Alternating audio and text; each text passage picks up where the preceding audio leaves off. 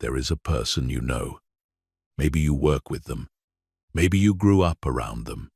Maybe you have only encountered them once, briefly, in a room full of people. But you remember them. You cannot quite explain why. They did not say the most words. They were not the loudest voice. They did not announce themselves or perform for the crowd. They simply existed in the space with a kind of settled, unshakable quality that made everyone around them slightly more aware of their own posture, their own voice, their own need to be perceived a certain way. And without doing anything you could point to specifically, without a single rehearsed line or calculated gesture, they commanded the room.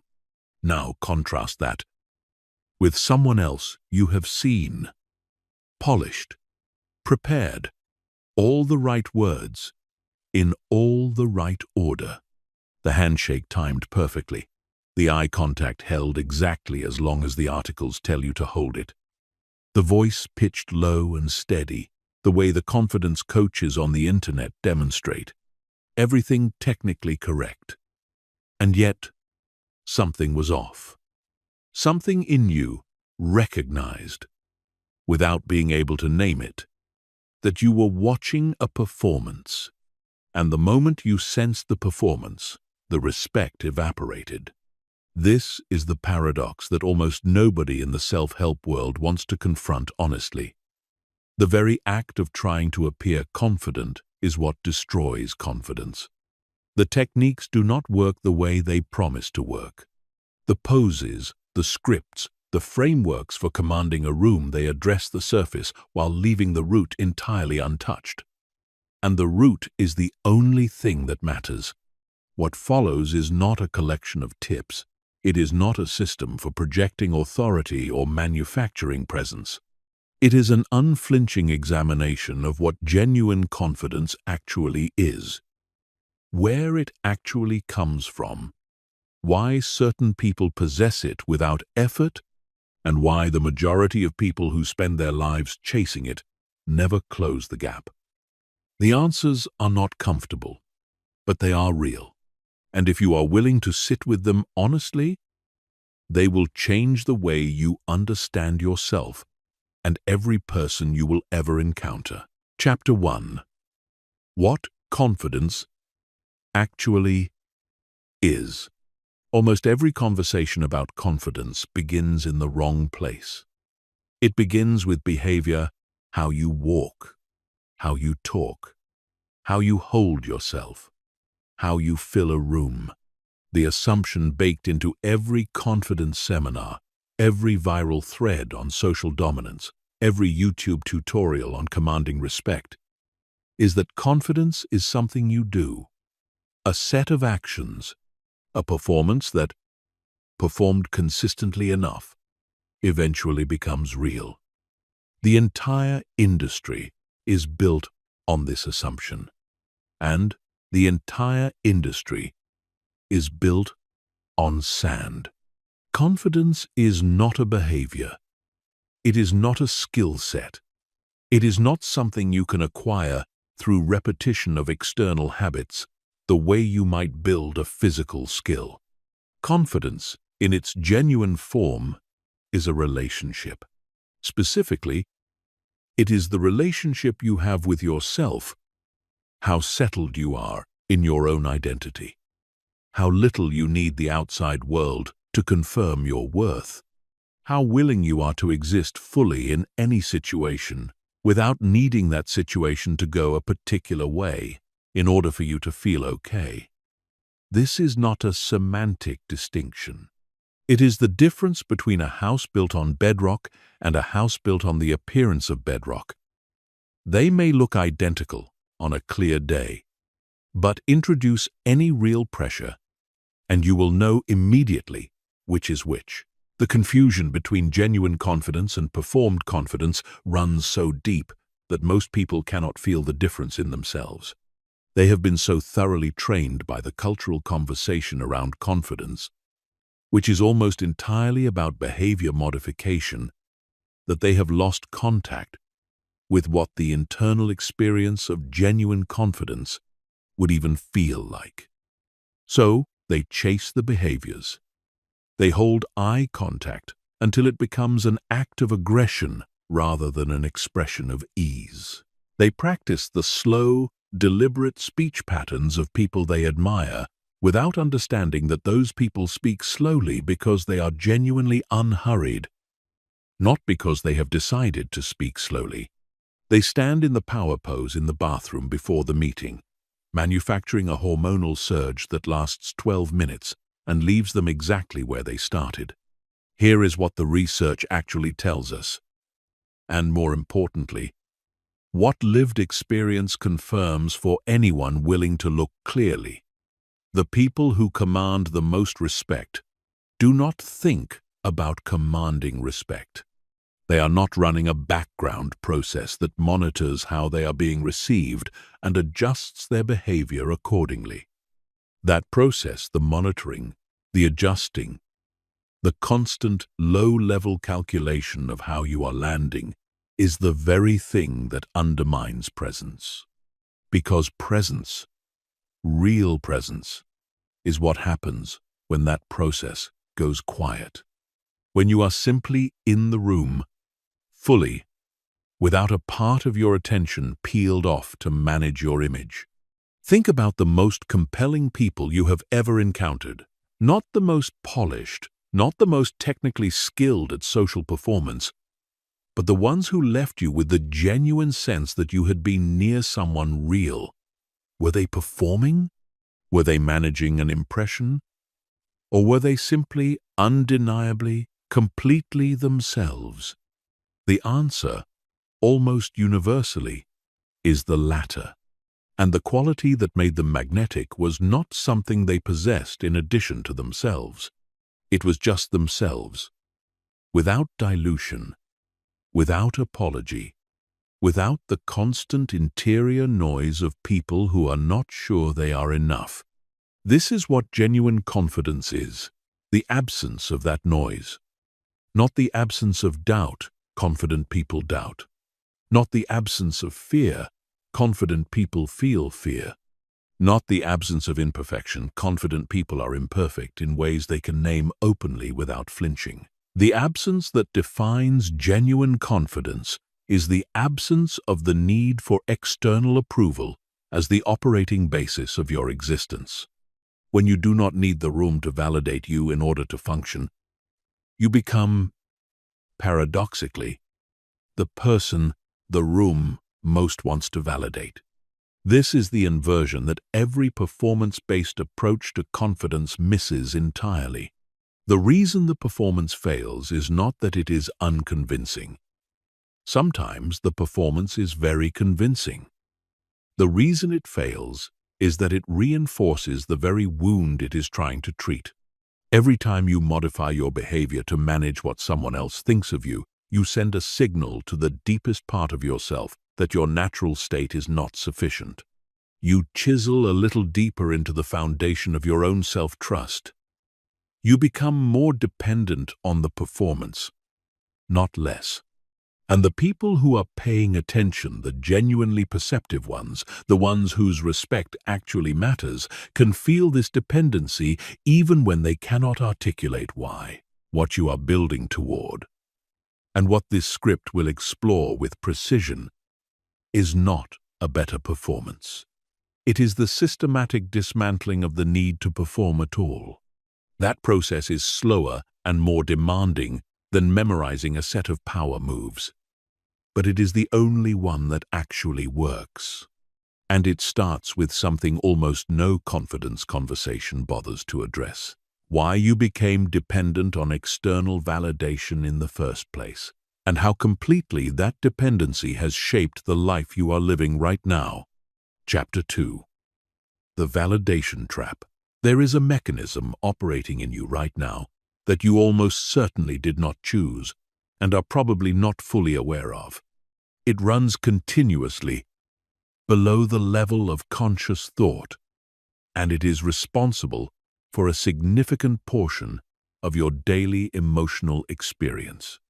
It monitors the reactions of the people around you, their expressions, their tone, their body language, the quality of their attention, and it interprets those signals as data about your worth. When the signals are positive, it releases a small dose of relief. When the signals are neutral or negative, it releases a small dose of alarm. This mechanism is so embedded in the normal texture of social experience that most people never notice it operating. They just feel vaguely good when they sense approval and vaguely anxious when they do not. And they attribute this to personality, to circumstance, to the natural rhythms of social interaction. They do not recognize it as a trap, but that is exactly what it is. The psychological term for this mechanism is external locus of validation, and the research on it is unambiguous. People who derive their sense of self-worth primarily from external sources, from the approval, admiration, and positive regard of others, are consistently more anxious, more reactive, more emotionally volatile, and less satisfied with their lives than people who have developed an internal standard for self-evaluation. This is not a marginal finding. The correlation is robust, and it holds across cultures, age groups, and social contexts. External validation is, in the truest sense of the word, addictive. It provides a real but brief and unreliable relief from the underlying anxiety of not being sure you are enough. And like any addiction, each dose is followed by the need for another, while the underlying condition that made you reach for it in the first place remains untreated and grows. What most people do not understand is that this dependency did not develop because of a character flaw. It developed because you were human and young, in an environment where the love, safety, and resources you needed to survive were conditional, not necessarily dramatically so, not necessarily through cruelty or neglect, but conditionally enough that some part of your nervous system learned that how you were perceived by others was a matter of genuine importance. Children who receive love and approval in response to certain performances being good, being smart, being likable, being impressive, learn that approval is something you earn through behavior, and the part of the brain responsible for survival cannot afford to treat that lesson casually. By the time you are an adult, this lesson has been running for so long that it feels like personality. You think you are naturally someone who cares what others think. You think your sensitivity to social feedback is just a feature of who you are. But it is not who you are. It is what happened to you, calcified into habit. And, like any habit, it can be examined and changed. Not easily, and not quickly, but genuinely. The validation trap is particularly insidious because it disguises itself as social awareness. People who are deep in it often interpret their constant monitoring of others' reactions as empathy, as interpersonal sensitivity, as the natural result of caring about people. And there is some truth in that interpretation. Genuine care for others is real and valuable. But there is a crucial difference between caring how someone feels and needing them to respond to you a certain way in order for you to feel okay. The first is generosity. The second is extraction dressed up as generosity. And the people on the receiving end can usually feel the difference, even when they cannot name it. What the validation trap costs you is enormous. And most people never see the full invoice because they have normalized the cost. It costs you presence, because a part of your attention is always occupied with monitoring external responses rather than being fully inside whatever you are doing. It costs you authenticity, because the version of yourself you present to the world is always being calibrated for approval rather than expressing what is actually true. It costs you resilience because your emotional state becomes contingent on variables you cannot control, on whether other people happen to be in a generous mood, on whether the room happens to be responsive, on whether circumstances happen to align with the image you are trying to project. And it costs you the very thing you are chasing, because the harder you work to earn approval, the more clearly you signal your need for it. And people do not, at a deep and instinctive level, respect those who need them. This last cost is the one that people find most difficult to accept because it feels cruel, as though it means that having needs makes you unworthy of respect. That is not what it means. Everyone has needs. The difference is between having needs and letting the management of those needs run your behavior from the background. People who command respect have needs. They feel loneliness. They want recognition. They care about how they are perceived. But those needs do not operate as a hidden agenda, shaping every interaction. They have found ways to meet those needs that do not require other people to behave in specific ways. And this freedom, this independence from the outcomes of social transactions, is what makes them genuinely free, and therefore genuinely attractive, in the deepest sense of that word. The path out of the validation trap is not indifference. It is not becoming someone who does not care about others. It is developing such a solid internal relationship with yourself that external feedback becomes information rather than verdict. That shift from verdict to information changes everything. It changes how you enter rooms. It changes how you handle criticism. It changes how you speak and how you listen and how much space you allow yourself to take up. It changes in ways that are visible to every person who encounters you, the quality of your presence. And it begins with understanding, at a level deeper than intellectual agreement, that your worth is not something other people have the power to assign. Chapter 3. The Neuroscience of Presence. When someone with genuine psychological authority walks into a room, something happens that is not social, not cultural, not a matter of taste or preference. Something happens neurologically in you and in everyone else present. Understanding what that something is and why it happens is not merely interesting. It is essential to understanding why certain people command respect effortlessly, while others, despite their best efforts, cannot seem to access that quality at all. The human nervous system evolved in a social environment where the ability to rapidly assess the psychological state of others was a survival advantage. Before language was sophisticated enough to carry nuanced meaning, before written agreements and institutional trust existed, humans depended on their ability to read each other at a level far below conscious processing.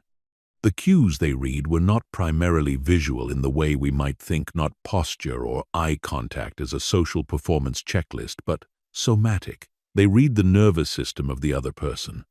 They assessed whether that person was in a state of fear, of calm, of defensive alertness, of genuine ease. And they did this without thinking about it, because thinking about it would have been far too slow. That same neurological machinery is running in every human being right now, in every social interaction you participate in, including this one. When you encounter another person, your nervous system is doing a rapid, automatic assessment of their nervous system state. It is reading their breathing rate, their micro-expressions, the quality of their eye contact, the speed and rhythm of their movement and speech, the degree of tension or ease in their musculature. It is taking all of that information and assembling an impression that arrives in your consciousness, not as a report, not as a list of data points, but as a feeling. You walk into a meeting and you feel that one person in the room is centered and the others are anxious. You meet someone for the first time and something in you immediately settles or immediately goes on guard. You are not doing this consciously. Your nervous system is doing it for you because it has been doing it for hundreds of thousands of years. This is why you cannot fake presence at the level that matters. You can absolutely fool the conscious mind of another person. You can dress correctly, speak slowly, make the right gestures at the right moments, and create a convincing impression of calm authority for as long as the performance holds. But you cannot fool their nervous system, because their nervous system is not reading your performance.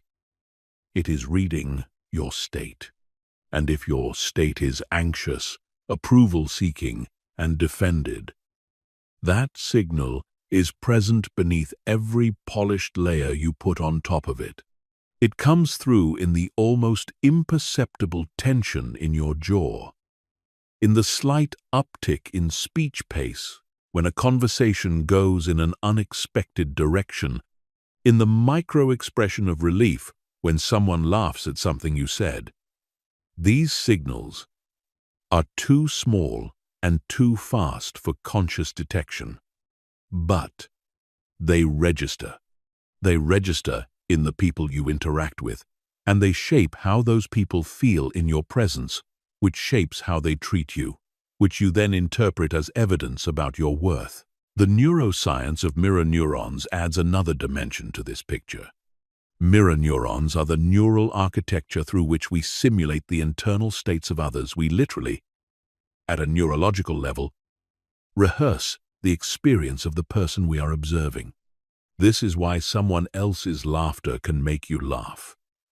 It is why watching someone in physical pain creates a sympathetic wince. It is why sitting with someone who is deeply anxious eventually raises your own heart rate.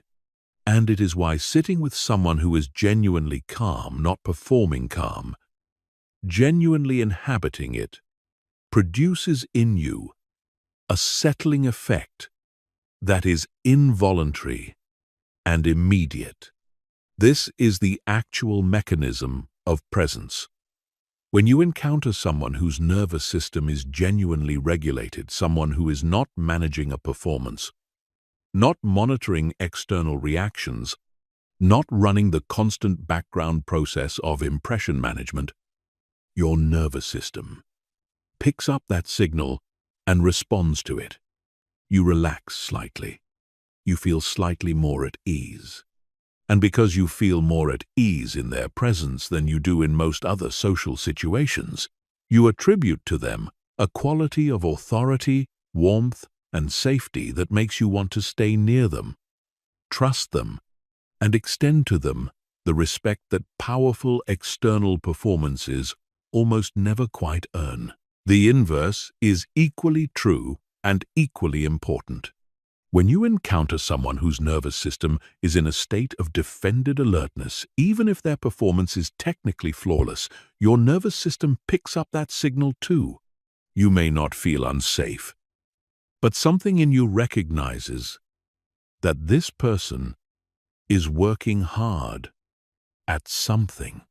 And the recognition of effort at this neurological level subtly undermines the impression the person is working so hard to create. Effort, in the domain of presence, is a tell. It is the equivalent of a poker face that twitches at exactly the wrong moment. The tell does not have to be dramatic to be read. What this means in practical terms is this: the path to genuine presence is not a behavioral path. It is a physiological and psychological path. It runs through the actual regulation of your nervous system, through practices that build genuine calm rather than performed calm, through the development of actual security rather than the appearance of security, through the slow and unglamorous work of changing your internal relationship with threat, uncertainty, and disapproval. When you genuinely stop treating other people's opinions as verdicts on your worth, your nervous system stops generating the threat response that disapproval used to trigger. And when that threat response quiets, everything changes. Your voice slows naturally. Your eye contact becomes easy rather than effortful. Your body stops holding the subtle tension of someone who is waiting to be found out. You become the kind of person whose arrival other people's nervous systems notice and respond to, not because you have mastered a set of techniques, but because you have become, in the most literal neurological sense, someone whose presence feels different from the noise. Chapter 4. Identity before action. There is a question that separates the way genuinely confident people think from the way everyone else thinks.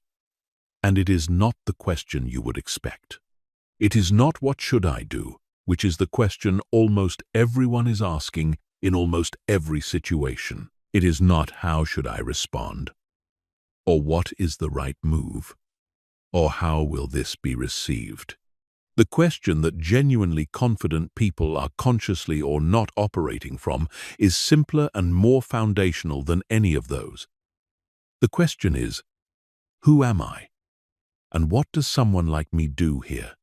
Not as a performance of identity, but as a genuine consultation with a stable internal self that exists independent of context, independent of the reactions of others, independent of whether this particular situation is going well or badly. This distinction, identity before action, is the internal architecture that makes confident behavior possible without it being performed. When your sense of who you are is stable and rooted, behavior flows from it naturally, the way water flows downhill. You do not have to decide whether to be direct, because directness is part of who you are, and it simply expresses itself. You do not have to decide whether to hold your position under pressure, because your position is grounded in your values rather than in the hope that people will agree with you, and your values do not renegotiate themselves when someone pushes back. You do not have to decide how much space to take up, because a person who is genuinely at home in themselves takes up exactly the space that feels natural, without apology and without overcorrection in either direction. The majority of people, and this is not a criticism, it is simply an accurate description of how psychological development tends to go in human beings, have not built this stable identity foundation. What they have built instead is a contextual identity, a sense of self that shifts in response to environment, to social feedback, to the perceived expectations of the people they are with. They are somewhat different at work than at home, somewhat different with friends than with strangers, somewhat different when things are going well than when things are going badly. The core of who they are seems to move depending on what the situation seems to call for. And while some degree of social adaptability is healthy and necessary, the deep contextual shifting I am describing is different in kind, not in degree. It is not adapting your communication style to an audience. It is not having a version of yourself that fits available. It is the absence of a center that holds, regardless of what the context demands. The psychological roots of this unstable identity go deep and are well documented. Children who grow up in environments where love and acceptance were contingent on performance, on being good enough, likable enough, impressive enough, compliant enough, learn at a formative level that who you are is something you demonstrate rather than something you simply are. The identity becomes a project. It becomes something you construct and maintain and defend, rather than something you inhabit with ease. And once that pattern is established, it tends to perpetuate itself, because every time you receive positive feedback in response to a performance of identity, you reinforce the idea that the performance is what earns the acceptance rather than the self beneath it. The internal life of someone who has built a stable identity is qualitatively different from what most people experience in their social interactions, and the difference is worth examining in detail. When someone with a grounded identity encounters criticism, their first response is not defense, it is not hurt. It is a genuine internal question: is this true? They can ask that question calmly, because their sense of self is not on trial. The criticism is being evaluated, not the whole edifice of who they are. If the criticism is accurate, they can acknowledge it and integrate it without drama. If it is inaccurate or unfair, they can dismiss it without bitterness. Because the criticism did not land as an attack on their worth, it landed as information. And information does not require a defense. When someone with a grounded identity encounters uncertainty, they do not need to resolve the uncertainty as quickly as possible in order to feel safe. They can sit with not knowing. They can make decisions in the presence of incomplete information without the anxious urgency that uncertainty typically produces in people whose internal stability depends on external control. This capacity for what the psychologists call tolerating ambiguity is consistently associated with high-functioning, respected leadership and with the quality of presence that draws people toward someone. Because certainty in an uncertain world is almost always a performance. And what most people actually need and respond to is someone who is honest about what they do not know, while remaining settled in who they are. When someone with a grounded identity encounters rejection, whether social, professional, or romantic, they feel it. Let this be clear. A grounded identity is not an anesthetic. They feel the sting of rejection the way any human being feels it. Because rejection is a social pain signal, and social pain signals are as neurologically real as physical pain. What does not happen to them is the catastrophizing extension. The leap from "I was rejected in this situation" to "I am fundamentally unworthy of belonging." That leap, which for many people happens so quickly it feels like a single experience rather than a two-step process, is the product of an unstable identity, one that takes the outcome of external situations as direct evidence about internal worth. When the identity is stable, the rejection hurts, and then the signal settles. It does not echo. It does not compound. It does not metastasize into a generalized story about not being enough. Building a stable identity is not a matter of convincing yourself you are better than you think you are. Affirmation-based approaches to confidence fail for exactly this reason. They are trying to install a belief from the outside in, when the actual work is structural and runs from the inside out. A stable identity is built through three things: clarity, consistency, and the accumulated evidence of your own reliability to yourself. Clarity is knowing what you actually value, not what you have been told to value or what would be socially impressive to value, but what genuinely matters to you when you are being completely honest. Consistency is behaving in accordance with those values repeatedly over time, especially when it is inconvenient or uncomfortable to do so. And the accumulated evidence of your own reliability to yourself is what you develop when you do both of those things long enough. A track record, visible to no one but you, that demonstrates you can be counted on to act from your values even when the situation creates pressure to act from fear. When that track record exists, you know something about yourself that no one else's opinion can touch, and that knowledge is the bedrock of genuine confidence. Chapter 5. The body doesn't lie. There is a version of the mind-body connection that has been thoroughly commodified and distorted by the confidence industry, and it is worth clearing the distortion before getting to what is actually true and useful.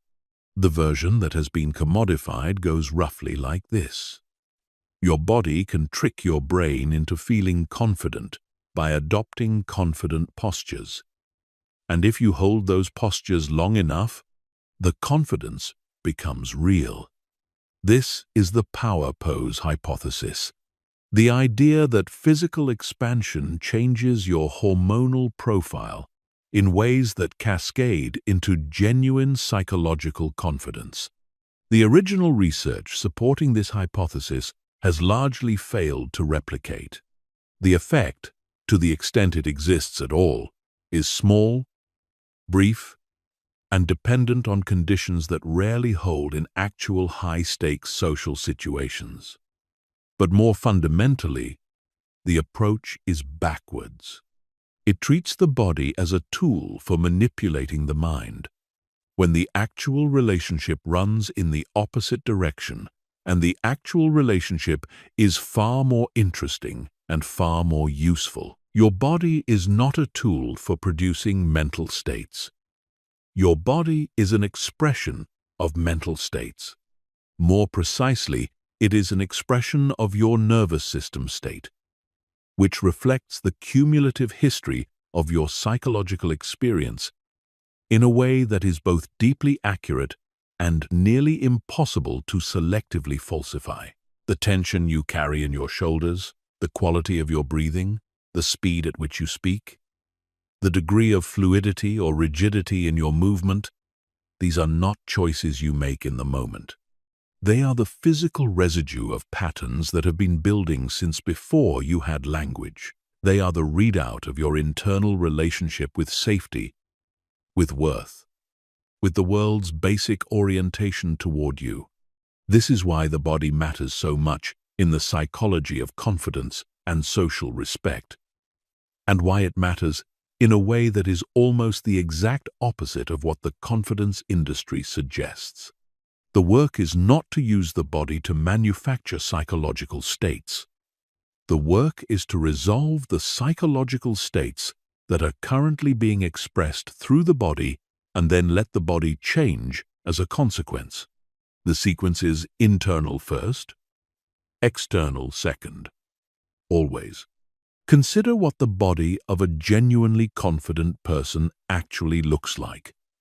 Not in the static, posed sense that the confidence tutorials demonstrate, but in motion, in conversation, in the dynamic texture of real social interaction. It is not necessarily expansive. It is not necessarily taking up maximum physical space. What it is, consistently and across enormous individual variation in personality and style, is unconstricted. The breath moves freely. The movement is neither hurried nor performed. Slow. The face responds to what is actually happening rather than maintaining a managed expression.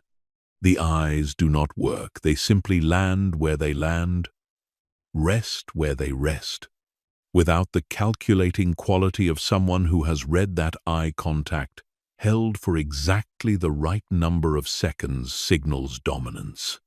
The entire physical presentation has the quality of someone who is not thinking about how they appear, because they have no pressing need to appear a particular way.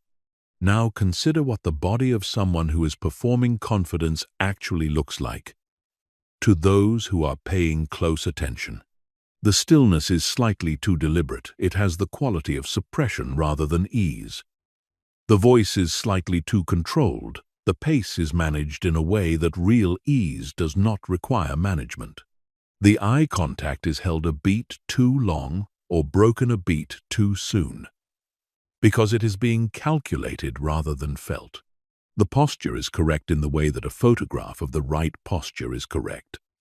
but it lacks the alive, responsive quality of someone who is simply inhabiting their own body without self-consciousness.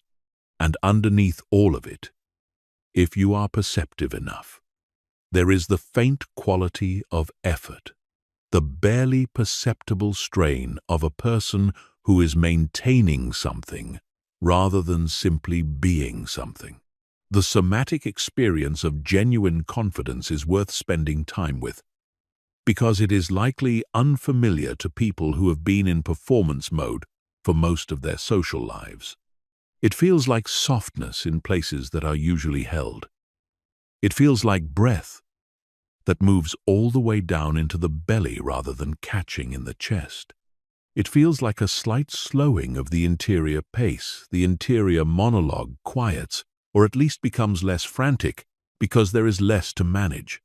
There is a quality of being at home in your own body that is difficult to describe precisely but immediately recognizable once experienced, because it is so different from the constant low-grade physical tension of someone who is monitoring external reactions and adjusting their presentation accordingly. The nervous system is the mechanism that links the psychological to the physical, and understanding it even at a basic level is enormously clarifying. The autonomic nervous system operates through two primary modes. The sympathetic mode, which is the threat response, the system that mobilizes you for fight, flight, or freeze, and the parasympathetic mode, which is the rest and connect state, the condition of genuine ease and openness. Most people in most social situations, particularly high-stakes social situations, are operating in some degree of sympathetic activation. Their nervous system has tagged the social environment as containing potential threat, the threat of rejection, of humiliation, of not being enough, and is responding accordingly. The physical correlates of this activation are subtle in socially sophisticated adults, but they are present.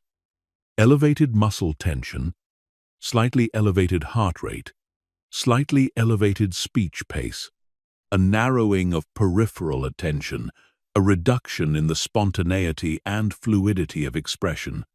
The people who command respect effortlessly are, in these same situations, operating in or near parasympathetic mode, not because they are not perceiving the social situation accurately, not because they are indifferent to outcomes, but because the social situation does not register as a threat. The possibility that others might think less of them, that the interaction might go badly, that they might be judged unfavorably, these possibilities exist in their awareness, but they do not activate the threat response, because they have developed through genuine psychological work, rather than through technique, a relationship with those possibilities that does not require them to be avoided at all costs. The outcome of the interaction matters to them, but their well-being is not contingent on it. And that independence, that parasympathetic ease in the face of genuine social uncertainty, is what their bodies broadcast. It is what other people's nervous systems pick up.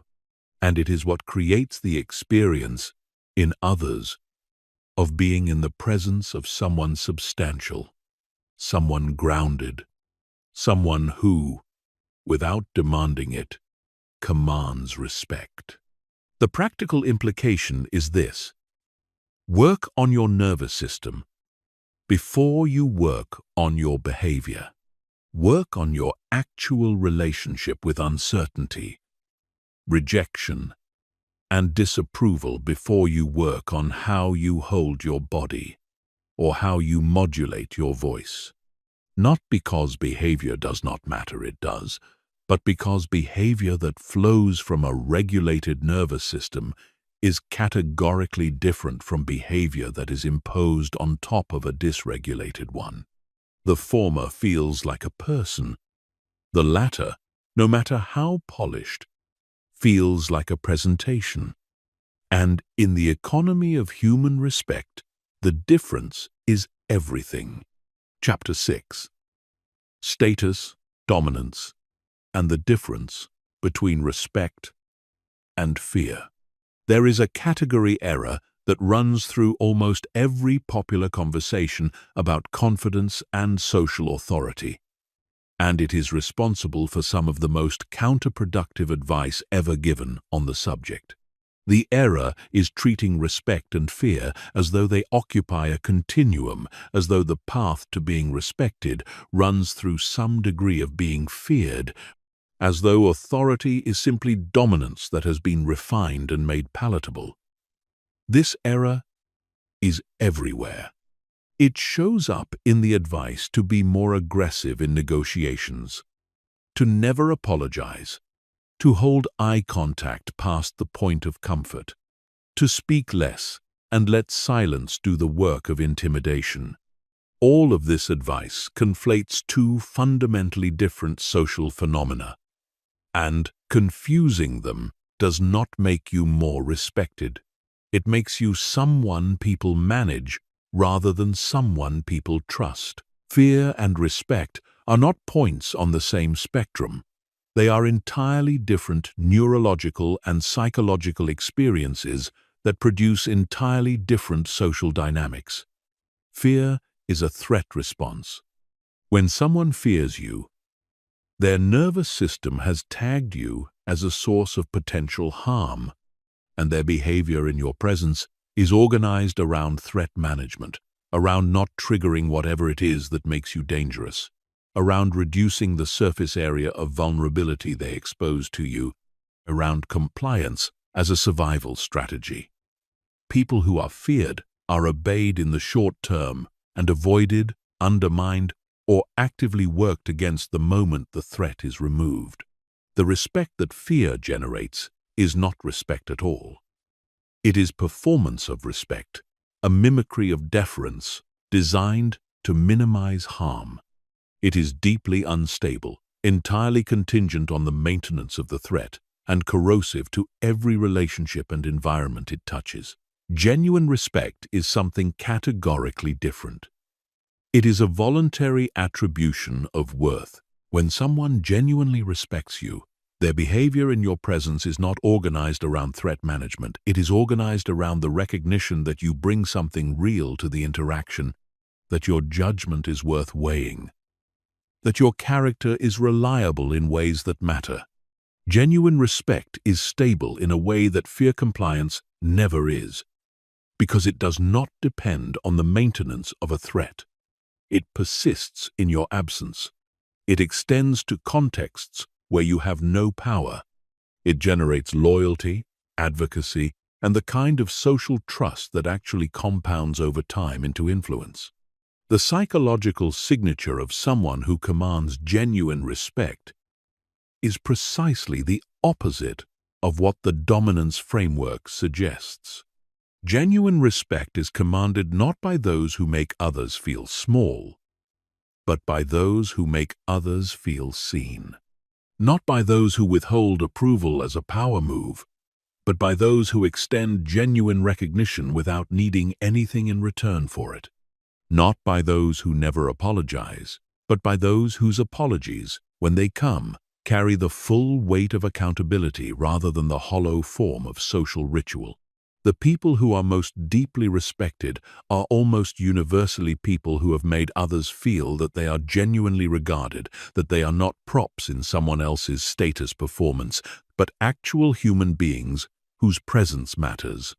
This is the mechanism that most people who chase status through dominance never understand. Status in human social groups is not primarily assigned based on who can most convincingly project superiority.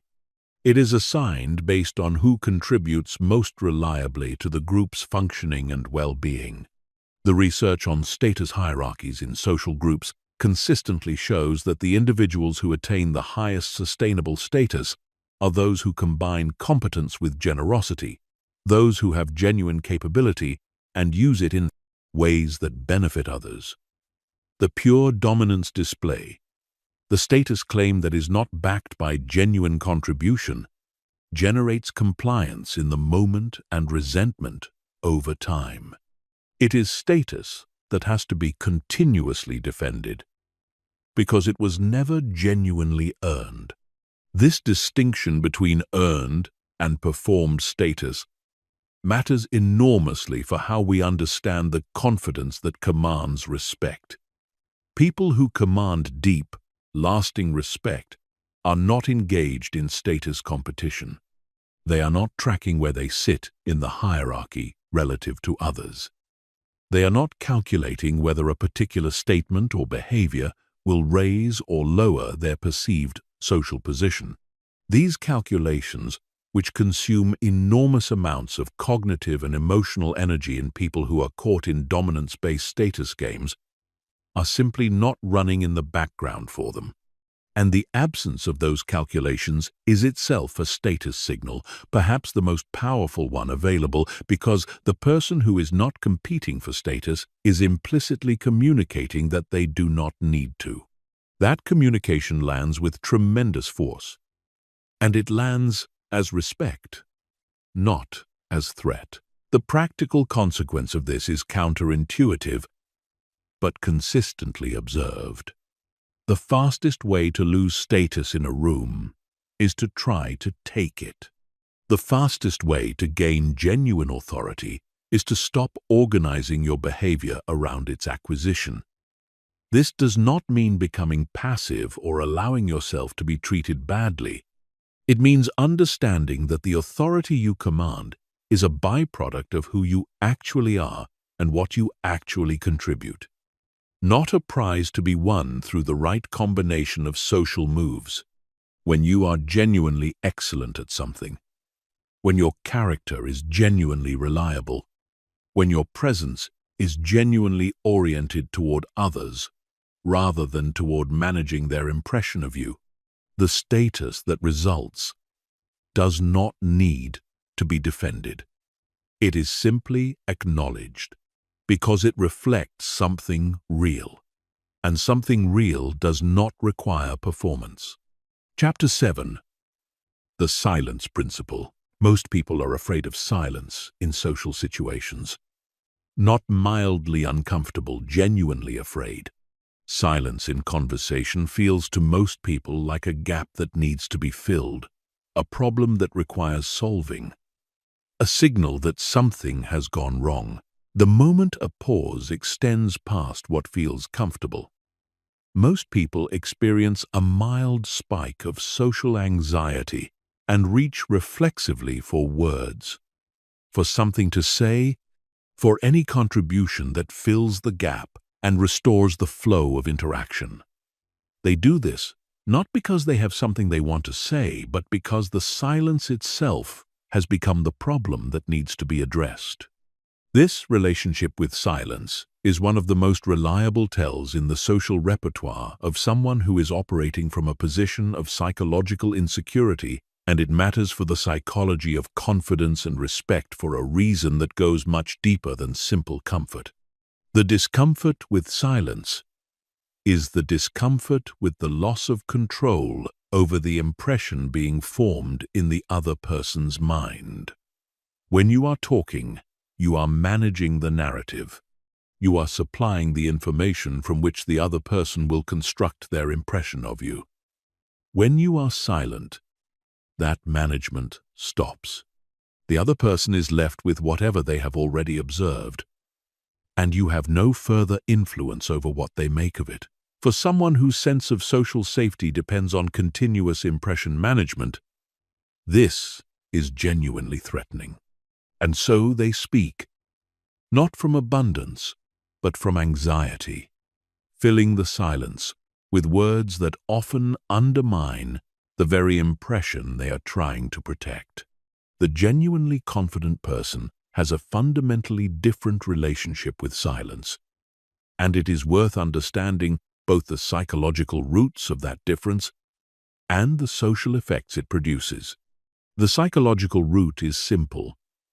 If your sense of worth does not depend on what the other person is currently thinking of you, then what the other person is currently thinking of you is not a matter of acute concern. The silence does not represent a loss of control over a process you needed to control in the first place. It represents a moment in which nothing in particular needs to happen, and therefore a moment in which nothing in particular needs to be said. This ease with the absence of verbal output is one of the most direct and readable expressions of genuine psychological security that exists in social interaction. The social effects of this ease with silence are significant and multi-layered. The most obvious effect is the quality of listening it enables.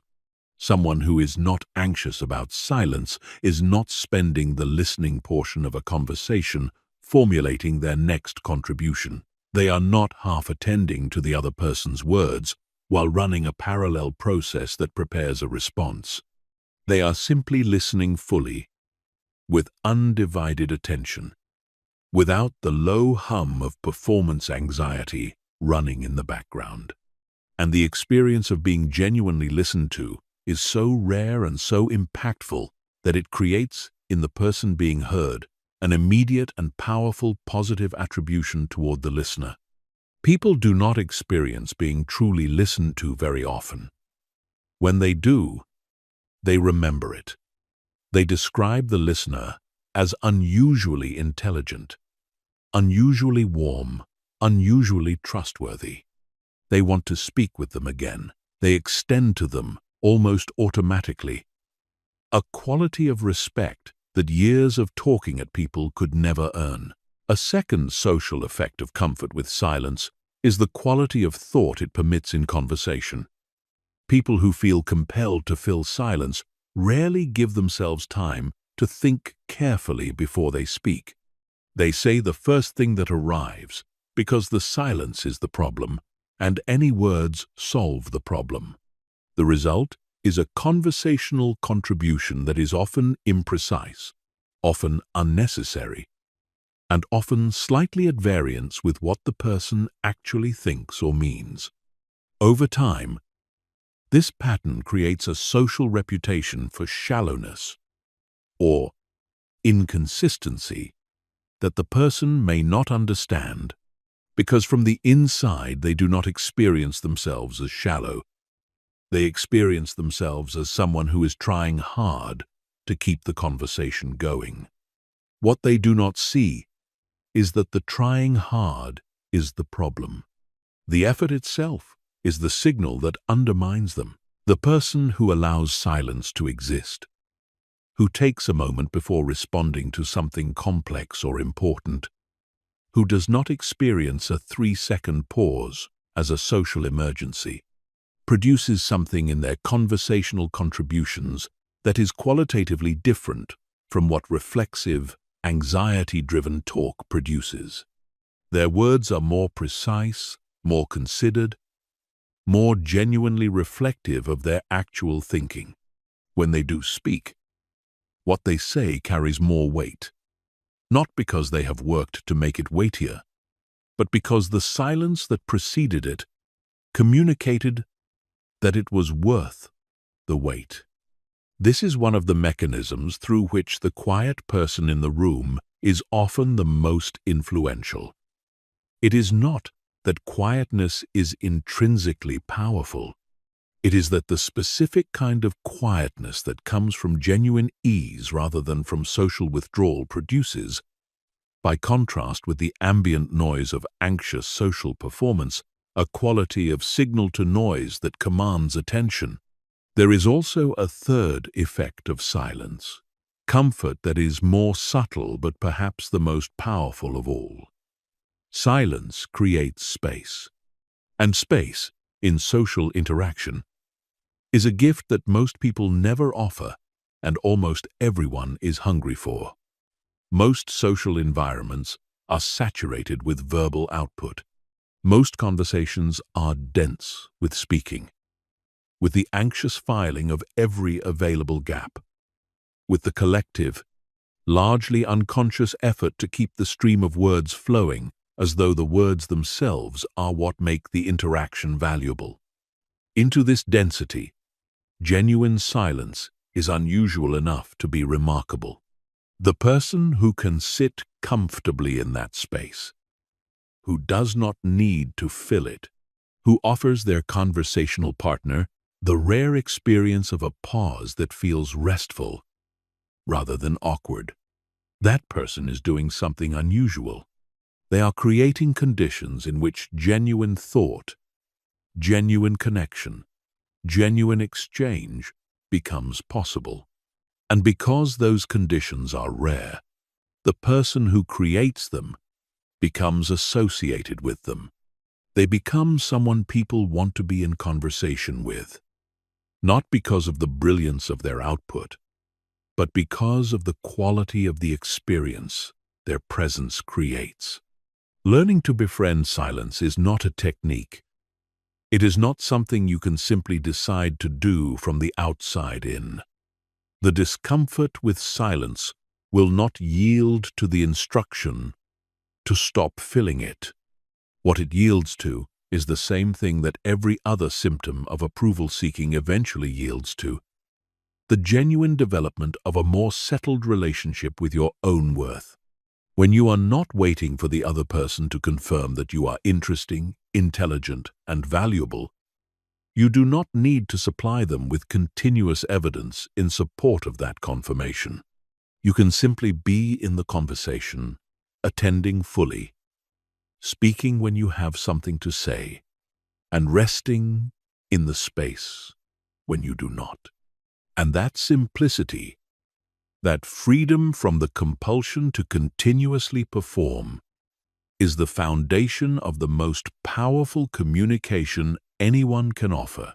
Chapter 8. Boundaries as Confidence.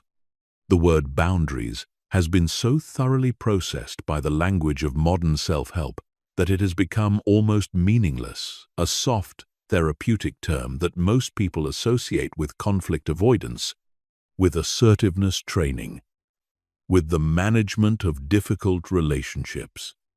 What it has lost in that processing is its actual psychological content, because genuine psychological limits, the real ones, the ones that emerge naturally from a stable sense of who you are and what you will and will not accept, are not a relationship management strategy. They are not a communication technique. They are the most direct possible expression of self-respect. And the presence or absence of genuine self-respect is, as we have been establishing throughout this script, the single most important determinant of how much respect you command from others. The genuine limits we are talking about are not rules you set. They are not lines you draw after careful deliberation about what is healthy and what is not. They emerge from something simpler and more fundamental, from knowing what matters to you, being clear about what you will and will not participate in, and being willing to act on that clarity, even when acting on it is uncomfortable. The person who has a genuine psychological limit does not experience a moment of violation and then decide whether to enforce the limit. The limit is already there, prior to any decision, because it reflects something real about who they are. Their response to having it crossed is not primarily strategic. It is simply the natural consequence of the fact that they are someone who does not participate in certain things. This is the crucial distinction between genuine limits and performed limits, between actual self-respect and the assertiveness that the training manuals teach. Performed assertiveness, the assertiveness that comes from instruction rather than from genuine self-regard, has a quality that sensitive observers always detect. It is slightly too deliberate. It comes with a slightly too careful articulation of what is and is not acceptable, as though the person is reading from a script they memorized in a workshop. It carries the faint quality of someone who has decided, perhaps correctly, that they have been too accommodating, and who is now implementing a correction.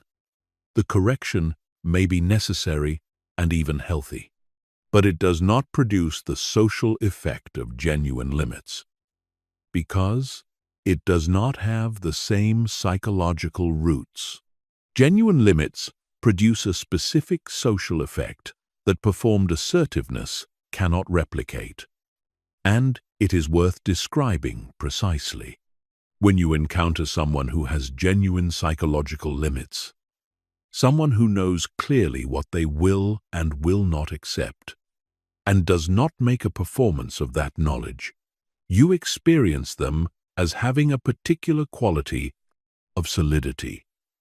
You know, without being told explicitly, that there are certain things they will not do, certain treatments they will not accept, certain compromises they will not make. And this knowledge, which you absorb from dozens of small behavioral signals rather than from explicit statement, creates in you a specific kind of respect. Not fear, not intimidation. A recognition that this person has a center that will not shift under pressure, and that dealing with them honestly is both possible and necessary, because dealing with them dishonestly will not produce the outcomes that dishonesty usually produces with more compliant people. The willingness to walk away is perhaps the purest expression of genuine limits, and it is one of the most counterintuitive social signals in the human repertoire. Most people experience the willingness to walk away from something, a negotiation, a relationship, an opportunity, as a loss, as a concession of defeat, as the end of the possibility they were invested in. And when it comes from a place of impulsive reaction or wounded pride, it often is. But when it comes from a place of genuine psychological clarity, when it reflects a person's honest assessment that this situation, relationship, or arrangement cannot be what they actually need it to be, it is one of the most powerful signals a person can send, because it communicates, in terms that cannot be misread, that this person's participation is conditional on certain things being true, that their presence is a choice they make based on whether the situation serves genuine needs, not a position they desperately need to maintain. And that communication changes the entire dynamic of the interaction, because it transfers the fundamental anxiety from the person with limits to the person who depends on their continued participation. This is not a power game. It is important to be clear about this. The willingness to walk away that I am describing is not a tactic for gaining leverage, not a negotiation strategy, not a move designed to make yourself more valued by manufacturing scarcity. That version of walk-away willingness is performed, and everyone can feel it. The real version has none of that strategic overlay. It is simply the honest expression of someone who knows what they need and is willing to go without the thing in front of them, rather than participate in a version of it that does not meet that standard. The source of this willingness is not strategy. It is a deep enough sense of their own worth that going without feels less costly than compromising. The relationship between genuine limits and confidence runs in both directions, and understanding this bidirectionality is important. On one side, genuine confidence, the settled, internal relationship with your own worth, is what makes genuine limits possible. You cannot hold limits under social pressure if your sense of self-worth is contingent on the approval of the person applying the pressure. Every time you need something from someone, your ability to refuse them is compromised by that need. Only a self that does not require their validation can hold its ground when their approval is at stake. On the other side, consistently holding genuine limits repeatedly acting in accordance with what you actually value, even when it costs something, builds the internal evidence of your own reliability to yourself that genuine confidence rests on. The two things grow together. Every time you hold a limit that mattered, you demonstrate to the part of yourself that is always watching and cataloging your behavior that you can be counted on to treat your own worth seriously. And that demonstration compounds. Chapter 9. The opinion problem. There is a phrase that circulates widely enough in the self-help ecosystem to have become almost a cliché. And like most clichés, it contains a truth that its overuse has made it nearly impossible to access. The phrase is, "What other people think of you is none of your business." The reason it has become a cliché is that it sounds exactly right and feels impossible to implement. Most people who encounter it recognize the wisdom in it immediately, nod in agreement, and then return to monitoring what other people think of them with the same anxious consistency as before. The phrase does not change anything because it does not address the mechanism. And the mechanism is the thing that needs to be understood. What other people think of you is not something you can simply decide not to care about, the way you might decide not to check your phone during a meeting. The monitoring of social opinion is not a choice, it is a function. It runs automatically. It runs continuously. And it has been running so long and so consistently that it feels like a feature of consciousness itself, rather than a pattern that was learned and could potentially be unlearned. The question is not whether to stop caring what others think. That instruction is useless, but to understand what the caring actually is, why it has the power it has, and what conditions allow it to gradually lose that power. The caring what others think is a threat response. At its root, it is the activation of the same neurological system that responds to physical danger, the same system that accelerates your heartbeat when a car comes too close, the same system that floods your body with cortisol when you perceive that you are under attack. The reason social opinion activates a threat response is that, for the vast majority of human evolutionary history, social exclusion was genuinely life-threatening. Being rejected by your group meant losing access to the resources, protection, and cooperation that survival depended on. The brain that treated social disapproval as a minor inconvenience was less likely to take the corrective action necessary to maintain group membership, and therefore less likely to survive. We are the descendants of the people who took social disapproval seriously.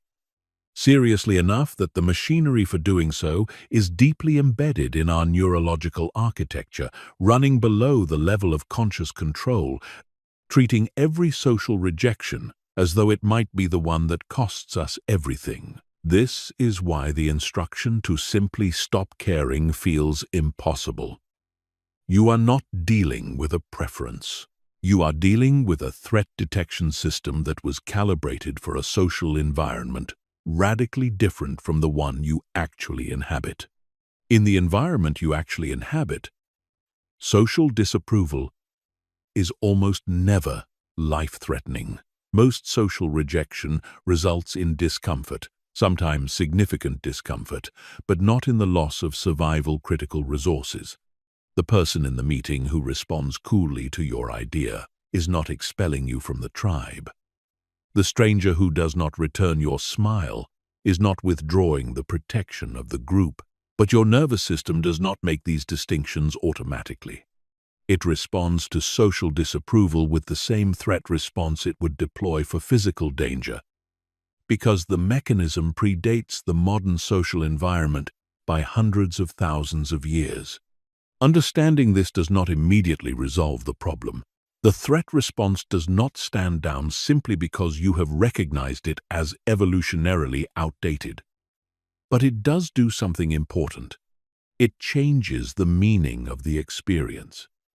When you feel the spike of anxiety that comes from sensing another person's disapproval, and you understand that what you are feeling is not an accurate signal about your worth, but a very old alarm system, firing in response to a stimulus. It was never calibrated to distinguish from genuine threat. That understanding creates a sliver of space between the feeling and your response to it. And that sliver of space is where genuine change begins. The shift that eventually allows people to actually stop being governed by social opinion, not to stop feeling it, but to stop being governed by it, is a shift in what social opinion represents to them at the deepest level. For most people, what someone else thinks of them is experienced as evidence about what they actually are. Praise feels like confirmation of worth. Criticism feels like exposure of unworthiness. A neutral or cold response feels like a verdict on whether they belong. The social feedback is being processed as though it is objective information about the self, as though other people have accurate access to your actual value, and their opinions reflect that value reliably. But other people's opinions are not objective information about your value. They are information about the observer, about their current state, their biases, their history, their needs, their preoccupations, their capacity for generosity, or for pettiness in this particular moment. The person who dislikes you is telling you something about what kind of people they tend to dislike, what qualities make them uncomfortable, what their social framework treats as unwelcome. The person who admires you is telling you what they are primed to find admirable, what qualities their history has taught them to value, what they are hoping to find in you. Neither is objective, neither is a verdict. Both are simply a viewpoint as specific and as contingent as every other viewpoint, as colored by the particularities of the observer as any other act of perception. When this becomes genuinely real to you, not as an intellectual position but as a lived experience of how social feedback actually works, the grip of other people's opinions begins to loosen, not because you have become indifferent to others, but because you have stopped treating their opinions as the trial in which your worth is being determined. You begin to receive social feedback the way you might receive weather as real, as something worth noting, as occasionally relevant to decisions you need to make, but not as something that changes the fundamental nature of the reality it touches. The weather does not tell you what you actually are. Neither does what other people think of you. And when that understanding reaches the level where your nervous system begins to agree with your intellect, the social anxiety that has organized your behavior for years starts, gradually and genuinely, to lose its hold. Chapter 10. Emotional Regulation and Respect. There is a principle that operates in social dynamics with remarkable consistency, across cultures, across contexts, across the full spectrum of human social environments. The person in the room who is least emotionally reactive tends to have the most social authority. This principle is not about coldness, not about the suppression of emotion, not about the performance of unmovability. It is about something much more specific and much more interesting about the relationship between emotional regulation and social trust, and why the capacity to remain psychologically grounded under pressure is one of the most reliably respected human qualities that exists. To understand why this is true, it helps to think about what emotional dysregulation actually does in social situations. When a person's emotional response to a situation is disproportionate, when the reaction is larger, more intense, or more sustained than the situation actually warrants, several things happen simultaneously. The dysregulated person's attention narrows sharply, focusing on the emotional experience and the situation that produced it at the expense of everything else.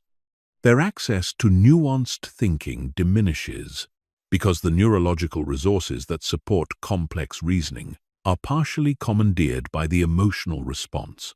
Their behavior becomes less predictable because it is now being driven by the emotional state rather than by considered intention. And the people around them are pulled, whether they want to be or not, into a relationship with the dysregulation. They must respond to it, manage it, navigate around it, or absorb its impact. The emotional dysregulation becomes the central fact of the social situation, regardless of what the situation was supposed to be about. This dynamic has a profound effect on social authority.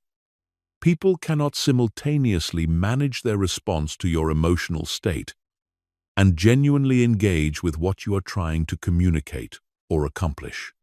When you are dysregulated, the emotional state becomes the agenda. And when your emotional state consistently becomes the agenda, you lose the authority of someone whose actual thoughts, judgments, and intentions shape the course of events. You become someone who needs to be handled rather than someone who is genuinely directing anything. The handling may be done with care and even affection, but it is a fundamentally different social position from the one occupied by someone whose emotional responses are reliable and proportionate enough that others can simply engage with them rather than managing around them. The person who remains emotionally regulated under pressure, under criticism, under uncertainty, under conflict, under the specific social pressure of being disagreed with, dismissed, or actively challenged, does something that is immediately and deeply registered by everyone present. They demonstrate that the situation does not have the power to move them from their center. Not because they do not care. The regulated person often cares deeply, sometimes more deeply than the dysregulated person, because their access to their own values and judgments is not impaired by emotional flooding, but because their caring does not have the structure of an emergency. They can want something strongly without experiencing the failure to get it as a catastrophe. They can be challenged without the challenge activating the threat response that reorganizes their entire psychological functioning around defense. This capacity is not inherent. It is not a personality trait that some people have and others simply do not. It is a skill, a deeply learnable, deeply developmental skill that builds through specific kinds of experience and specific kinds of practice. The neurological basis for it is well understood. The regulation of emotional response in social situations depends primarily on the functioning of the prefrontal cortex, which modulates the amygdala's threat response and provides the context and judgment that allows initial emotional signals to be processed rather than simply discharged. The prefrontal cortex's capacity for this regulation is not fixed. It can be developed. And it is developed through practice, through repeatedly encountering situations that activate the emotional response and practicing, in those situations, the pause that allows the prefrontal processing to occur before behavior follows. The development of this capacity is inseparable from the development of genuine confidence, because the conditions that produce emotional dysregulation are almost identical to the conditions that undermine genuine confidence. At the root of both is the same vulnerability, a sense of self that is contingent on external conditions. When your sense of worth depends on being agreed with, being approved of, being treated a certain way, being seen accurately, then situations that violate those conditions, generate not just normal disappointment, but something more acute, a threat to the basis on which you understand yourself to be okay. And threats to the basis of your psychological okayness produce threat responses, which produce emotional dysregulation, which produce the loss of social authority we have been examining. The inverse is equally true and equally important. As your sense of self becomes less contingent on external conditions, as you build the internal stability that genuine confidence rests on your vulnerability to emotional dysregulation in response to social pressure reduces naturally. Not because you feel less, but because less of what you feel carries the weight of existential threat. Criticism stops feeling like an assault on your fundamental worth and starts feeling like information about how one person perceives one aspect of your output. Disagreement stops feeling like a rejection of your legitimacy and starts feeling like the normal condition of people who think independently, having different conclusions.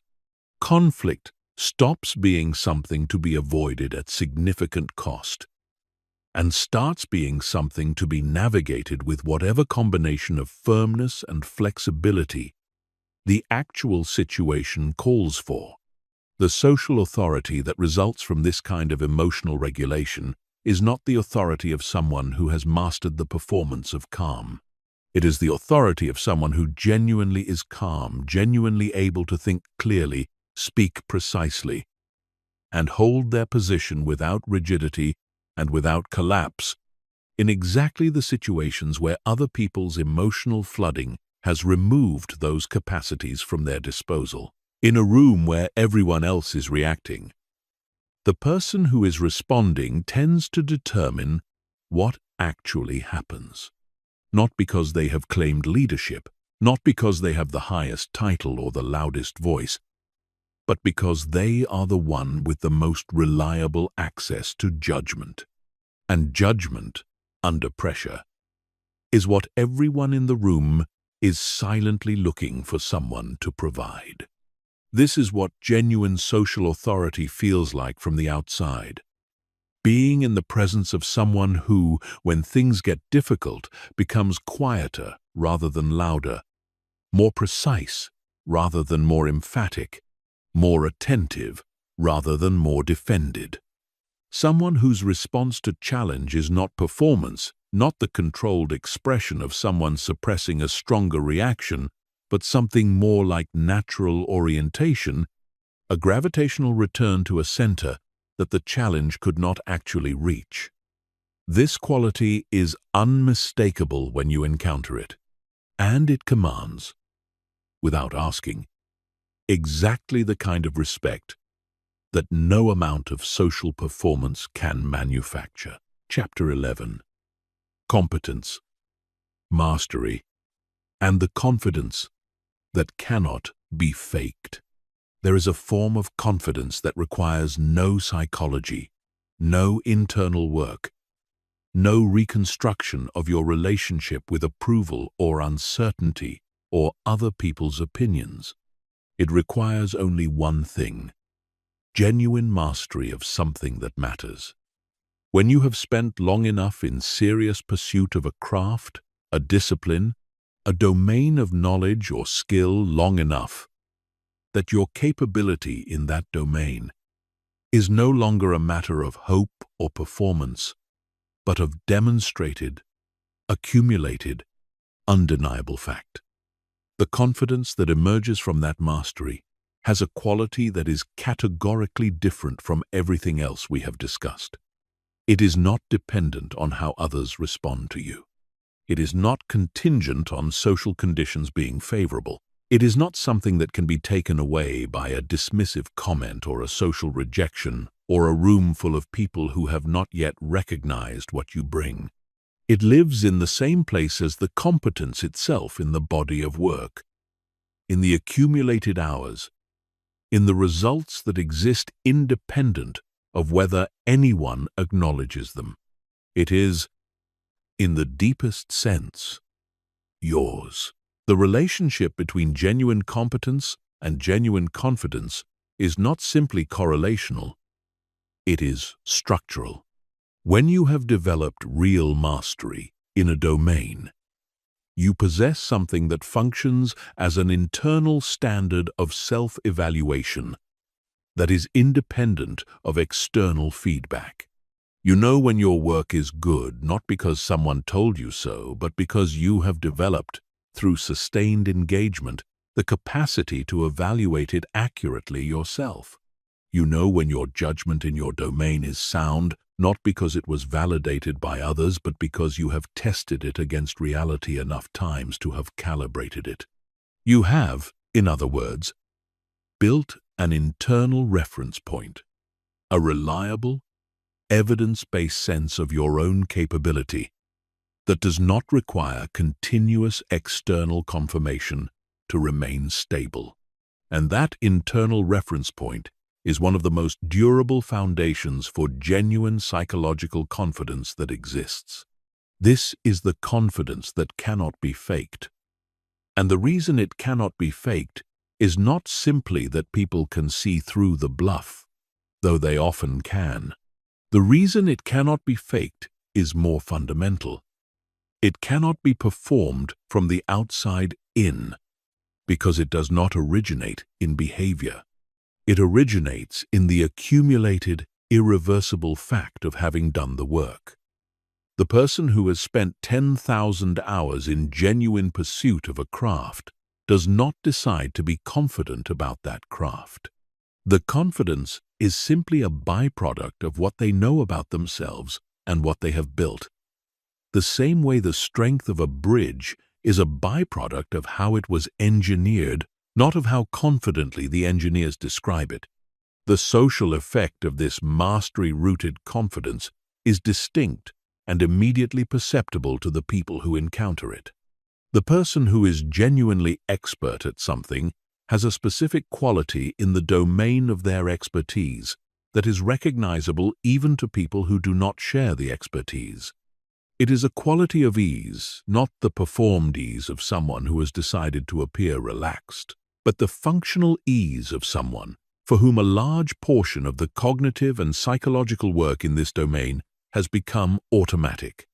They do not have to think about the fundamentals because the fundamentals are internalized. They do not have to calculate the basic moves because the basic moves have long since become available to them without effort.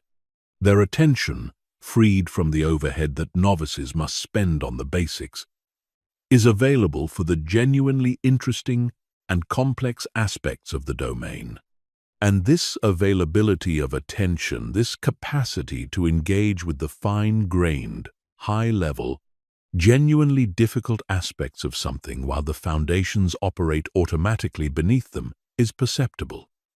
People can feel the difference between someone who is navigating a domain and someone who inhabits it. What is less commonly understood is that genuine mastery in almost any domain begins to generalize. Not in the superficial sense that skill in one area transfers directly to unrelated areas, it does not, or not in any reliable way, but in the sense that the psychological byproducts of mastery, the internal standard for self-evaluation, the comfort with process, the capacity to tolerate not yet knowing as a necessary precondition for eventual knowing, the relationship with failure as data rather than verdict. These things do begin to transfer. The person who has developed genuine mastery in their domain has lived inside that domain all of the experiences that psychological confidence requires. They have failed repeatedly and continued. They have been uncertain and stayed with the uncertainty rather than resolving it prematurely. They have been worse than others for long periods and trusted that sustained effort would eventually change that. They have produced work they knew was not yet good enough and brought it back to try again.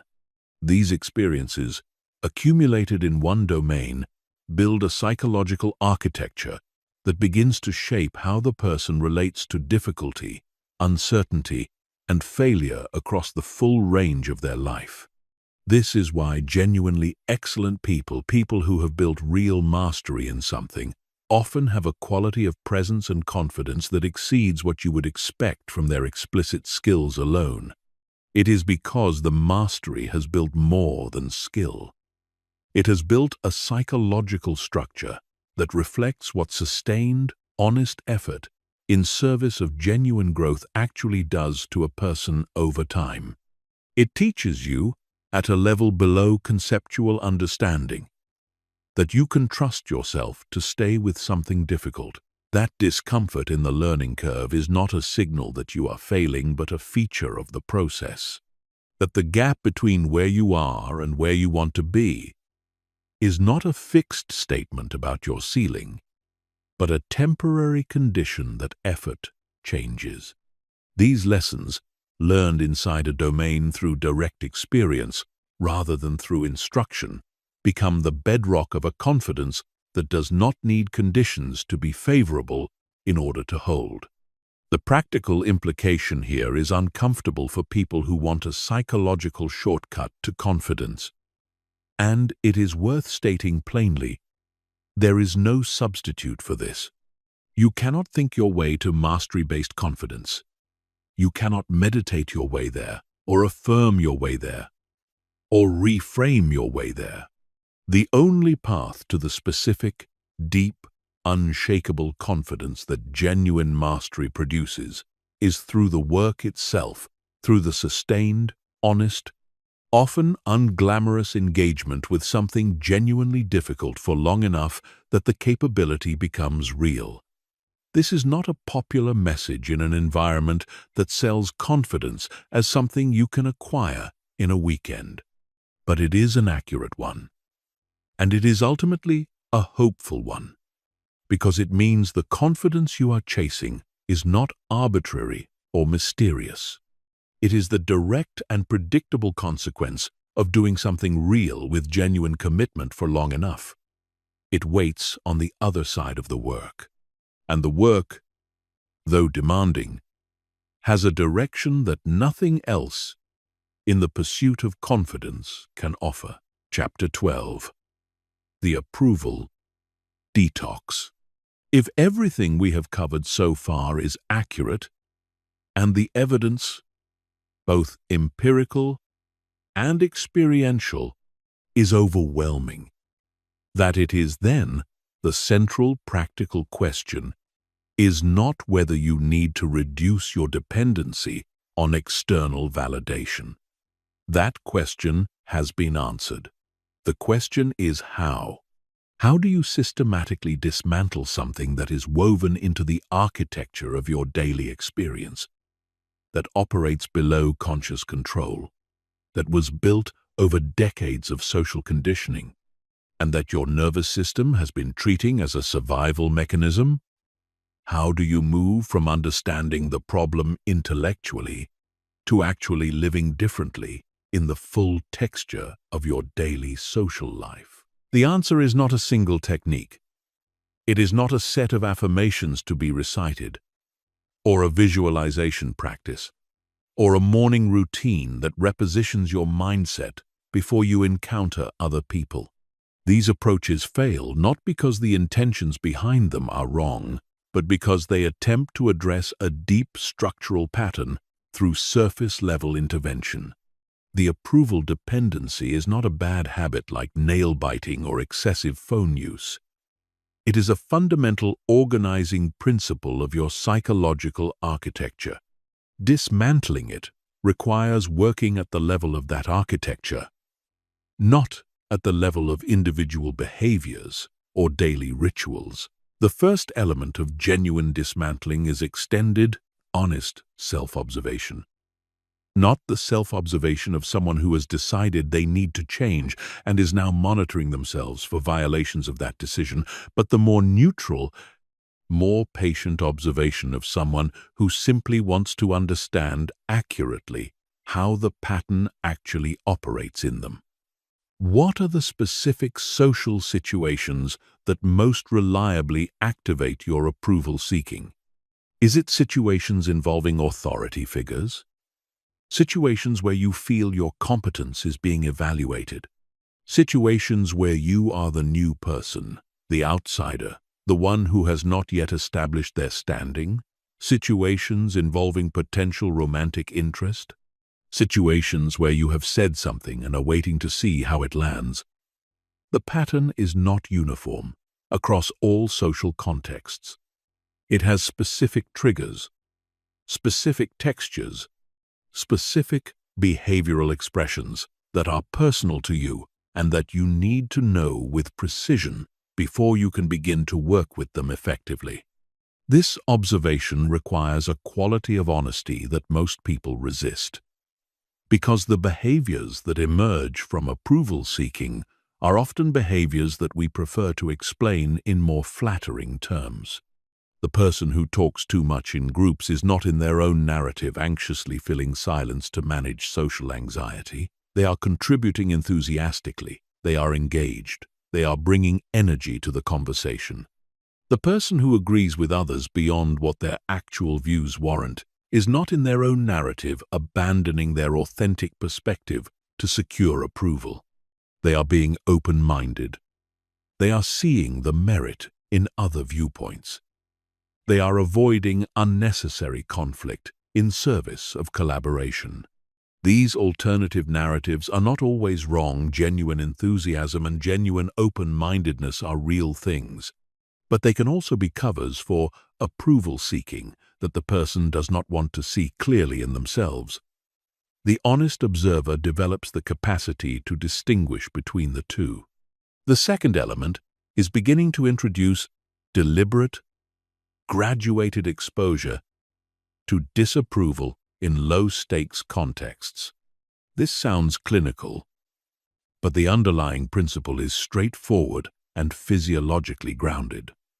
The threat response that disapproval triggers is subject to habituation. If you repeatedly encounter the stimulus in conditions where the catastrophic outcome the threat response is trying to prevent does not occur, the response gradually recalibrates.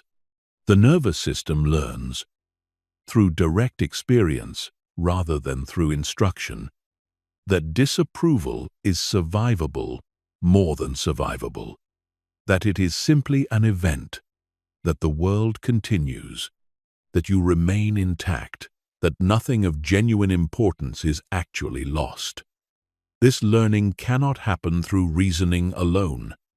It has to happen through experience, which means you have to create experiences in which you risk disapproval and observe what actually follows.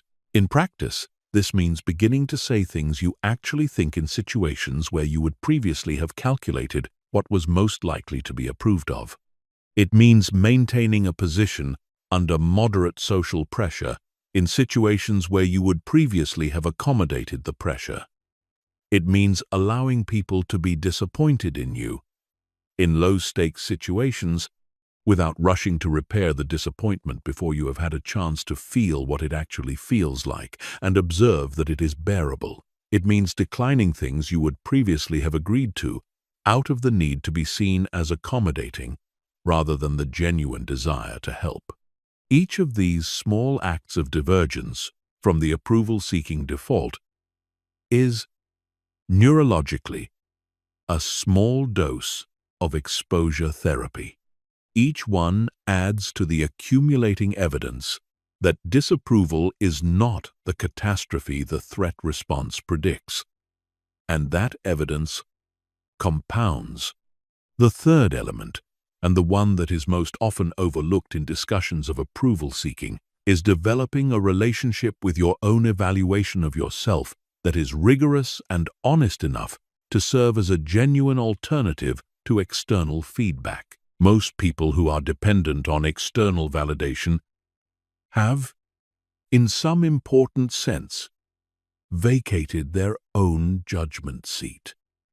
They have stopped trusting their own assessment of their work, their character, their decisions, partly because the self-assessment was never trained to be reliable, partly because external feedback became the primary source of calibration so early that the internal calibration was never fully developed. The result is a vacuum where genuine self-knowledge should be, and external validation rushes in to fill it.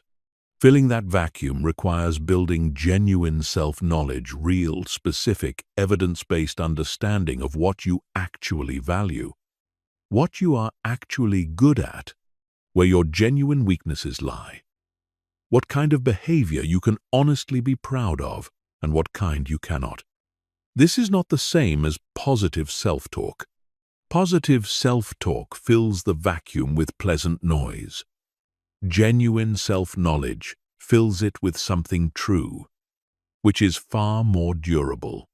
When you know with specificity what your actual values are and can point to actual behavioral evidence that you act on them, the external verdict on your worth becomes genuinely less important, not because you have decided it should be less important, but because you now have a more reliable source of information. You have an interior standard that your own behavior can be evaluated against, and that standard belongs to you in a way that other people's opinions never can. The timeline for this work is not short, and anyone who tells you otherwise is selling something. The approval dependency took decades to build. Dismantling it meaningfully takes years of consistent practice, not dramatic transformation moments, not retreats or breakthroughs, but the steady, unglamorous accumulation of experiences in which you chose authenticity over approval and discovered repeatedly that the sky did not fall.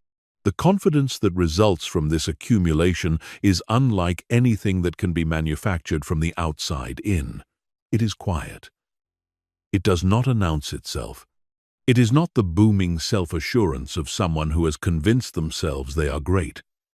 It is the settled ease of someone who has stopped needing to be convinced of anything about themselves at all.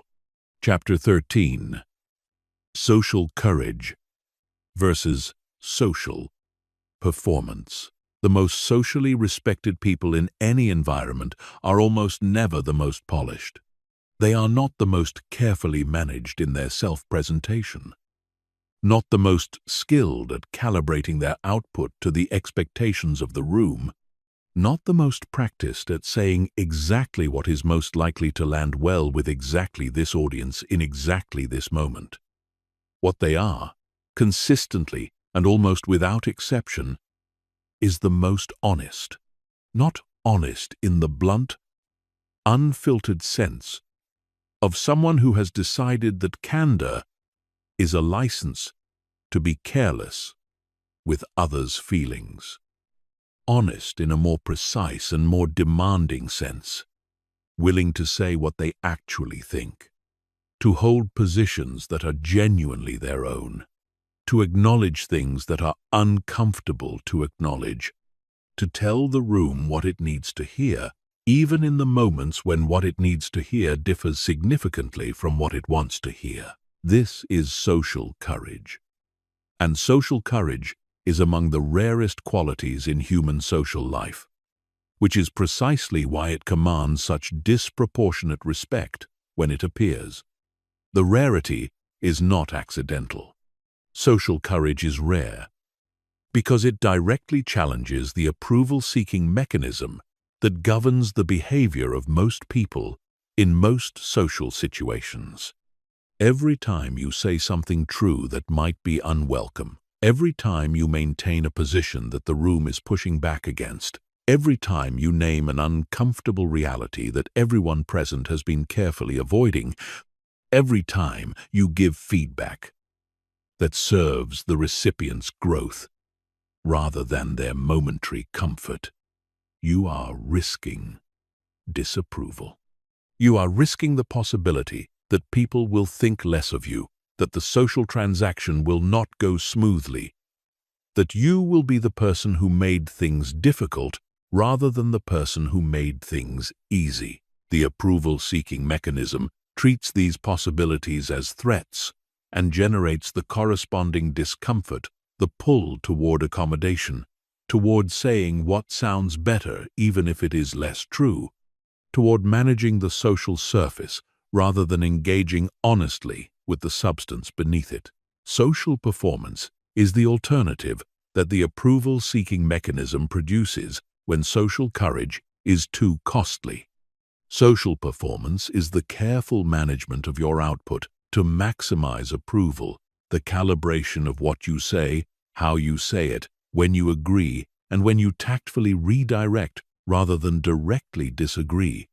The whole elaborate apparatus of social impression management that most people operate continuously without recognizing it as performance at all. Social performance is not necessarily dishonest in any dramatic sense. It does not always involve saying things you know to be false. More often it involves saying things that are technically true but selectively chosen for their palatability. Agreeing with things you are not fully convinced by, rather than registering your reservation. Staying silent in moments where speaking would be honest but might create friction. It is dishonesty of omission, dishonesty of emphasis, dishonesty by emphasis on what is welcome over what is real.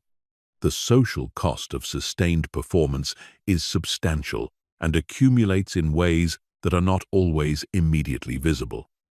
The most obvious cost is to trust, genuine trust, the kind that makes people willing to bring you their real problems, give you their honest reactions, and rely on you when the stakes are high, requires the belief that what you are getting from someone is actually what they think, rather than a version of what they think has been shaped to be well received. When people sense, and perceptive people always sense it, even when they cannot name it, that your output is managed, that what you say is being filtered through a calculation about how it will land, the trust that is available to them is inherently limited. They can trust you to be pleasant, to be agreeable, to navigate the social surface competently. They cannot trust you to tell them something that matters when telling them might cost you something. And the trust that actually matters, the trust that generates deep respect and genuine reliance, is precisely that second kind. A second cost of sustained social performance is the quality of your relationships over time. Relationships in which both parties are managing their output rather than expressing their actual experience remain at a certain depth, comfortable, pleasant perhaps, but fundamentally shallow in the sense that the people in them do not truly know each other. They know the managed versions of each other. They know the versions that have been edited for palatability, the versions that have been shaped to maintain the social surface of the relationship.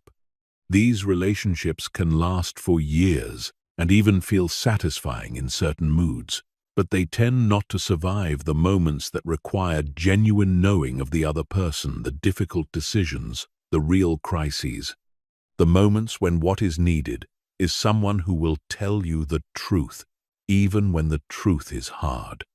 Relationships that have been built on performance do not have those resources available, because performance trades the depth that honest engagement builds for the smoothness that managed engagement produces. The transition from social performance to social courage is not a single decision. It is a practice, and it begins in the smallest possible register. You do not start by telling the most powerful person in your professional world something they do not want to hear in the highest stakes meeting of the year. You start by noticing, in low-stakes conversations, the moments when what you are about to say has been shaped by the question of how it will be received rather than by what you actually think. You start by pausing in those moments, not to override the performance impulse dramatically, but simply to notice that it is operating. Then, gradually, in situations where the social cost is low enough to be bearable, you begin to choose the honest response over the managed one. You offer the reservation you would previously have kept to yourself. You maintain the position that you would previously have quietly abandoned when it met resistance. You name the thing in the room that everyone is working around. What you discover, in almost every case, is that the response is not what the approval-seeking mechanism predicted. People do not reject you for being honest.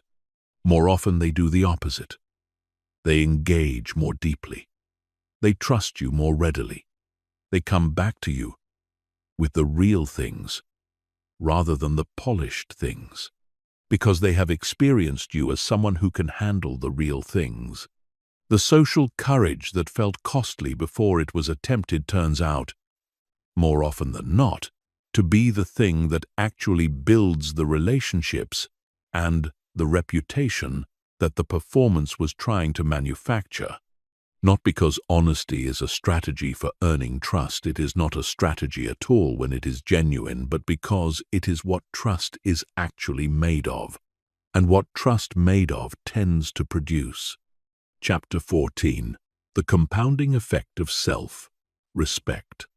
There is a law operating in the domain of how people are treated by others, and it has the reliability of a physical law, even though it belongs entirely to the realm of psychology and social dynamics.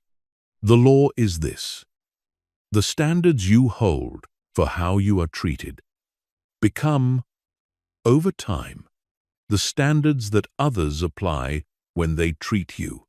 Not because you enforce them through confrontation, not because you announce them through explicit statement, but because the accumulated, consistent expression of those standards in your behavior trains the people around you gradually, thoroughly, and often without any of them being consciously aware it is happening in exactly what is and is not acceptable in their relationship with you.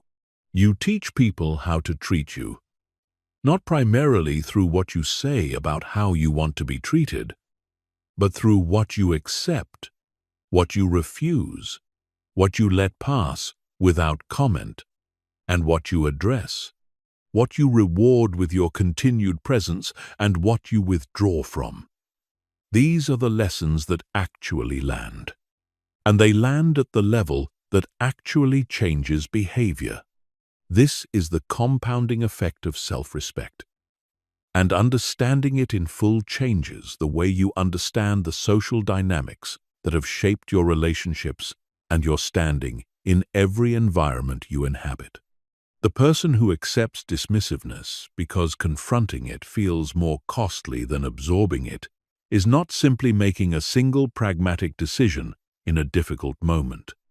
They are sending a signal, quiet, consistent, accumulated over time, that dismissiveness is a cost they are willing to bear in exchange for continued belonging.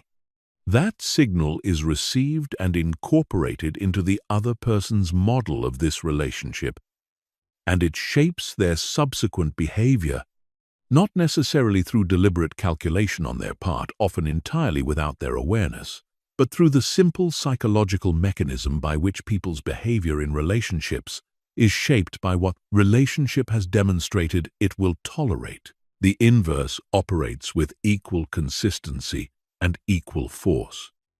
The person who, without drama or explicit statement, consistently responds to dismissiveness by withdrawing their engagement rather than absorbing the cost, who maintains a standard for how they are addressed and engaged with that, is calm, non-aggressive, but real, sends an equally consistent signal.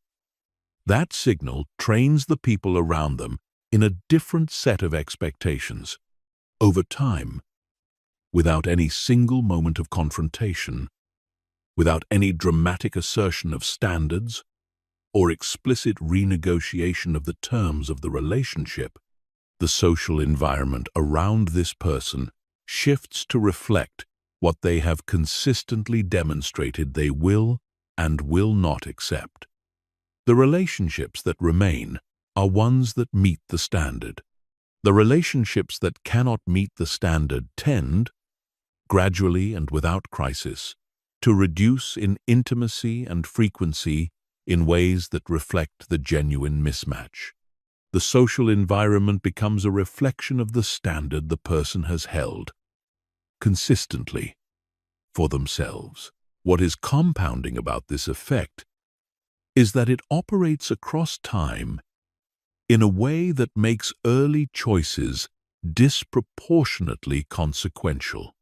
The standards you establish or fail to establish in the early stages of a relationship, a professional environment, a social context, tend to persist and intensify over time because they set the baseline from which all subsequent interactions are evaluated by both parties.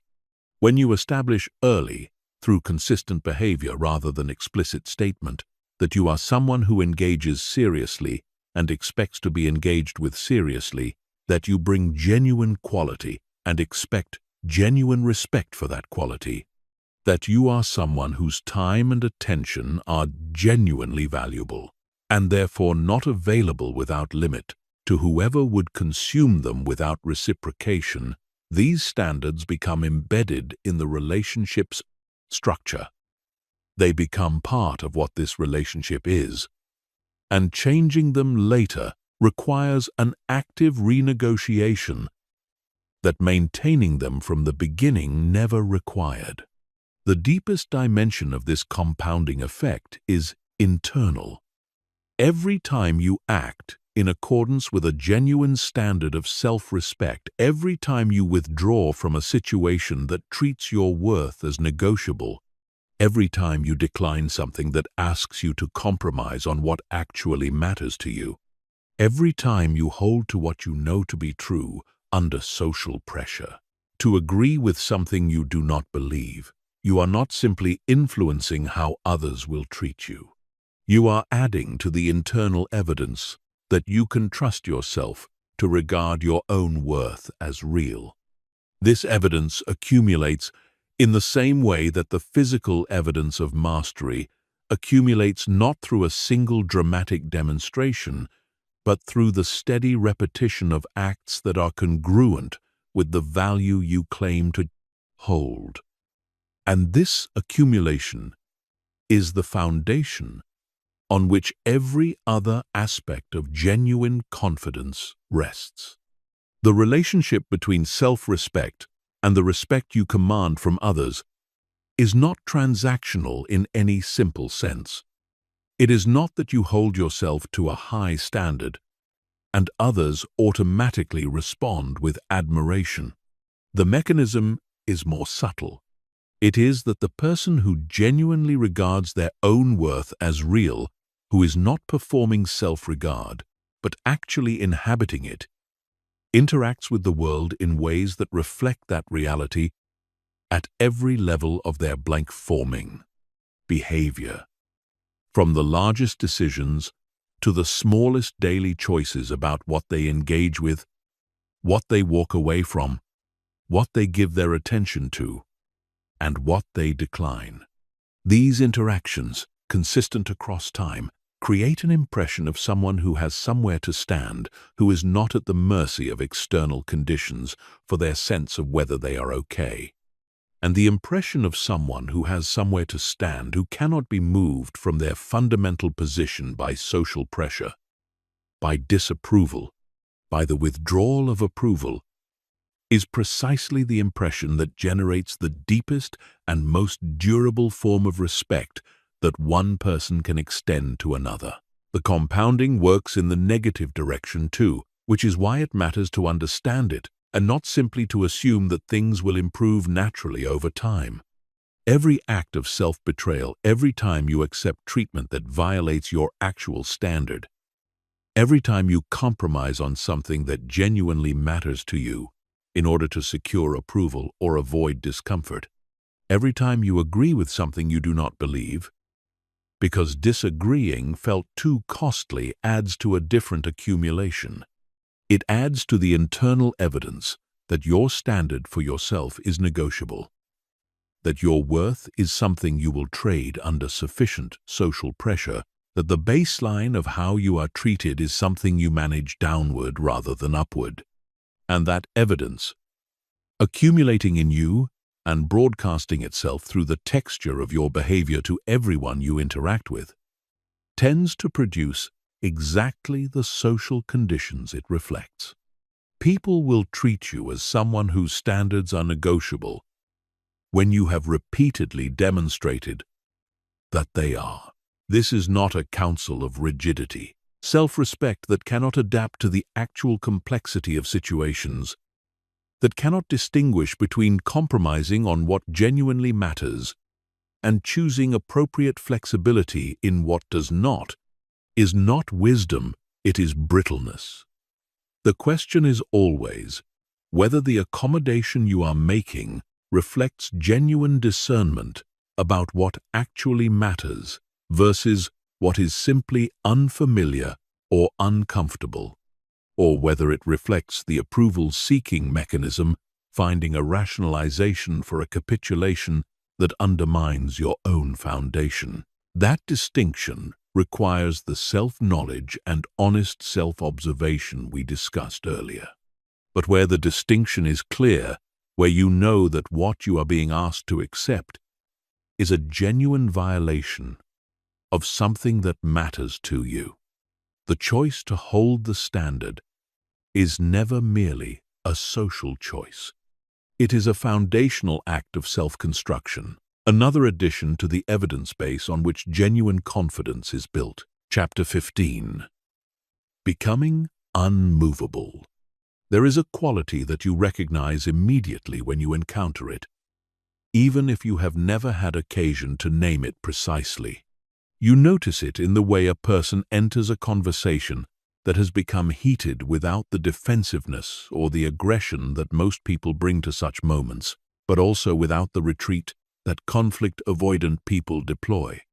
You notice it in the way they receive criticism with the same unhurried attention they would bring to any other form of information, without the flinch or the counterstrike. You notice it in the way they occupy a room, not by dominating it, not by demanding attention, but by being so entirely present, so completely themselves, that their presence constitutes a kind of gravitational fact that organizes the space around them without effort. This quality is what we mean by being unmovable, and it is the end state toward which every dimension of genuine confidence development ultimately points. Being unmovable is not the same as being inflexible. This distinction is critical and easily missed. The person who is unmovable in the sense we are describing is not someone who cannot be persuaded, who cannot change their position, who holds their views with the rigidity of someone who has confused certainty with strength. Quite the opposite. The unmovable person can change their mind with remarkable ease, because their sense of self is not invested in any particular position being right. They can be shown that they were wrong about something and respond with genuine interest in the correction rather than with defensive denial, because being wrong about something does not threaten the foundation on which they stand. The foundation is not made of being right. It is made of something more durable than that of knowing who they are and what they value and how they want to engage with the world. Independent of whether any particular belief or position survives contact with evidence, what they cannot be moved from is the center itself. They cannot be moved from their fundamental sense of their own worth by social pressure, by criticism, by disapproval, by the withdrawal of approval, by conflict, by the discovery that they have made a mistake, by rejection, by failure. These experiences happen to them. They are not immune to any of them. But none of these experiences has the power to remove them from the ground they stand on. They feel the impact of the experience, and then they return, with the reliability of a gyroscope, to the center, not through effort, not through the application of a coping strategy, but through what might be described as a kind of trained, natural buoyancy, a quality developed over years of consistent practice that has become, eventually, something close to second nature. The path to this quality is long, and it would be dishonest to describe it otherwise. There are no shortcuts to becoming unmovable in the sense we are describing, because becoming unmovable is not the acquisition of a technique or the installation of a belief.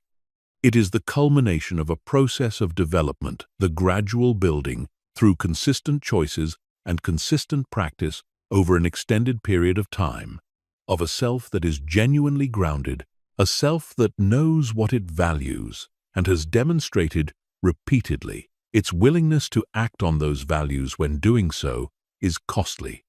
A self that has felt the discomfort of disapproval many times and learned, at the level of the nervous system rather than merely the intellect, that disapproval is survivable. A self that has failed and recovered, been wrong and acknowledged it, been uncertain and stayed present with the uncertainty without being undone by it. These accumulated experiences do not happen quickly, but they happen with a direction toward a center that holds.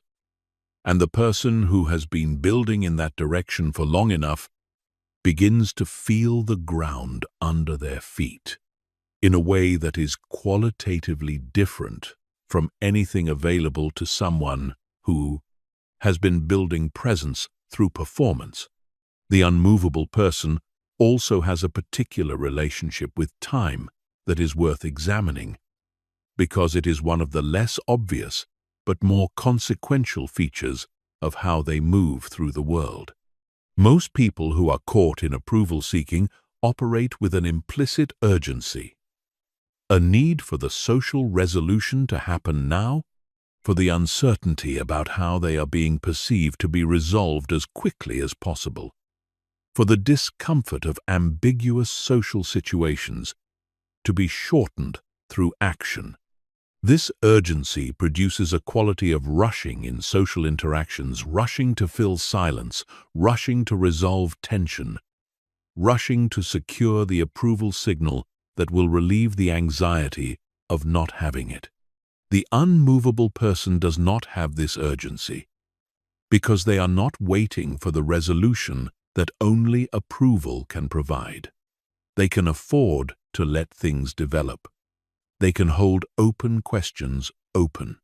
They can sit with ambiguity in social situations with the same equanimity they bring to ambiguity in other domains of their life, because their sense of themselves does not depend on the ambiguity being resolved in any particular direction. And this patience, this capacity to be genuinely unhurried in situations where others are rushing, is itself a form of presence that commands attention and generates respect without soliciting either. There is also something important to understand about how the unmovable person handles being genuinely moved, because this is where the concept is most easily misunderstood. Being unmovable does not mean being untouched by life.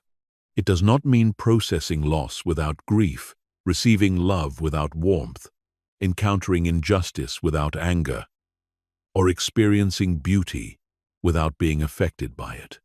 The unmovable person feels all of these things, and often more fully than people who are defended against their emotional experience, because genuine groundedness does not require the suppression of feeling the way performed stoicism does.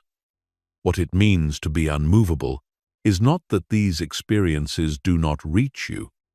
It is that they do not displace you. They move through you without removing you from your center. The grief is felt fully and then metabolized, leaving behind the honest residue of loss without the existential destabilization that grief produces in someone whose sense of self is fragile. The love is felt and returned without the clinging desperation of someone who needs the love to continue in order to justify their sense of their own worth. The anger at injustice is felt and, when appropriate, acted on cleanly, without the additional charge of someone whose personal wound is driving the response. Each experience is what it is, no more and no less. Nothing is amplified by the machinery of a threatened self, reaching for evidence of its own value or significance. The final thing that needs to be said about this quality, about what it is to become genuinely unmovable, is something about what it costs and what it returns. In terms that are worth being completely honest about, what it costs is the comfort of having your worth continuously confirmed by external sources. The person who is developing genuine internal groundedness is, in a very real sense, learning to live without the drug. And like any withdrawal from a substance the nervous system has come to depend on, this has a period of genuine discomfort. The social anxiety that approval-seeking was keeping at bay does not immediately resolve when you begin to withdraw from the approval-seeking behavior. For a time, it can intensify, because the coping mechanism has been removed before the underlying condition has been fully resolved. This is not a sign that something is wrong. It is a sign that something is working, that you are encountering the actual experience you were managing around rather than continuing to manage around it. And encounters with the actual experience, as we have established, are the only path through it. What it returns is not what most people expect.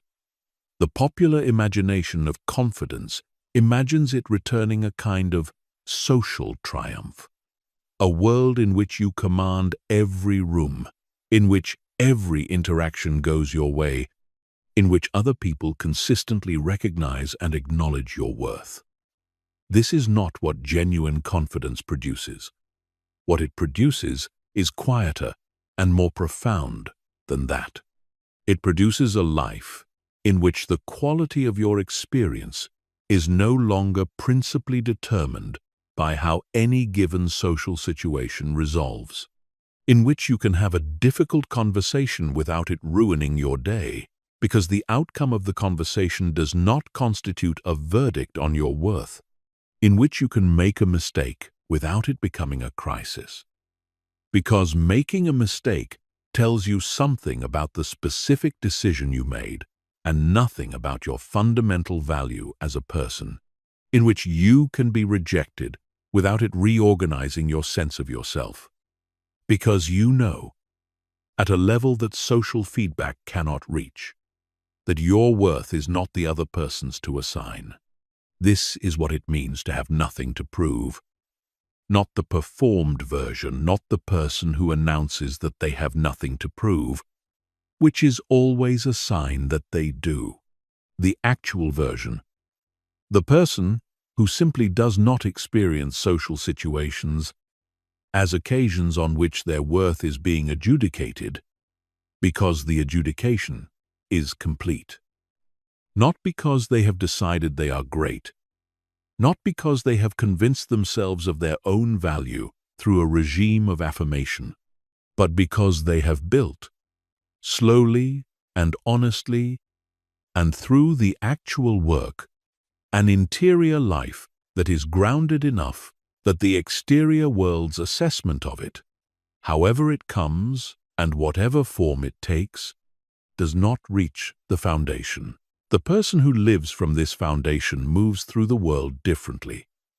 They speak differently, with an ease that is not studied and a directness that does not require courage, because it does not feel like courage to say what you actually think. When what you think is something you genuinely know and are genuinely willing to stand behind.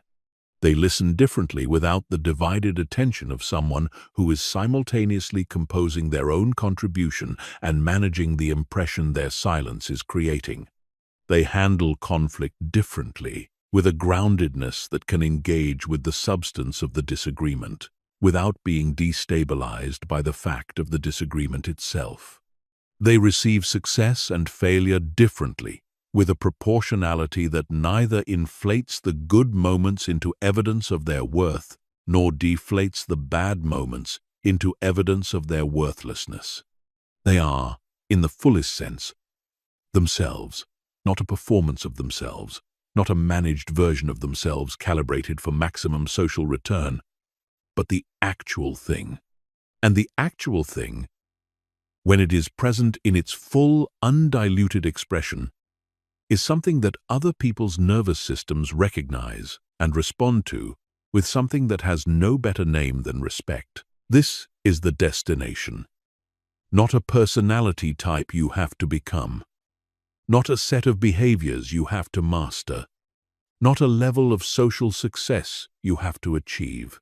A relationship with yourself, honest, consistent, grounded, and independent, of conditions that makes genuine presence possible, that makes genuine connection possible, that makes genuine contribution possible, that makes the kind of life you actually want to live possible, not as a performance for others, but as the natural expression of who you actually are, when the noise of approval-seeking finally, genuinely, quiets. The question is not whether this is available to you. It is. The question is whether you are willing to do what it actually requires. For as long as it actually requires it, without the shortcuts, and without the shortcuts' false promise of an easier way. Because there is no easier way. But the way that exists is real. And everything you have heard in this audiobook is pointing in its direction.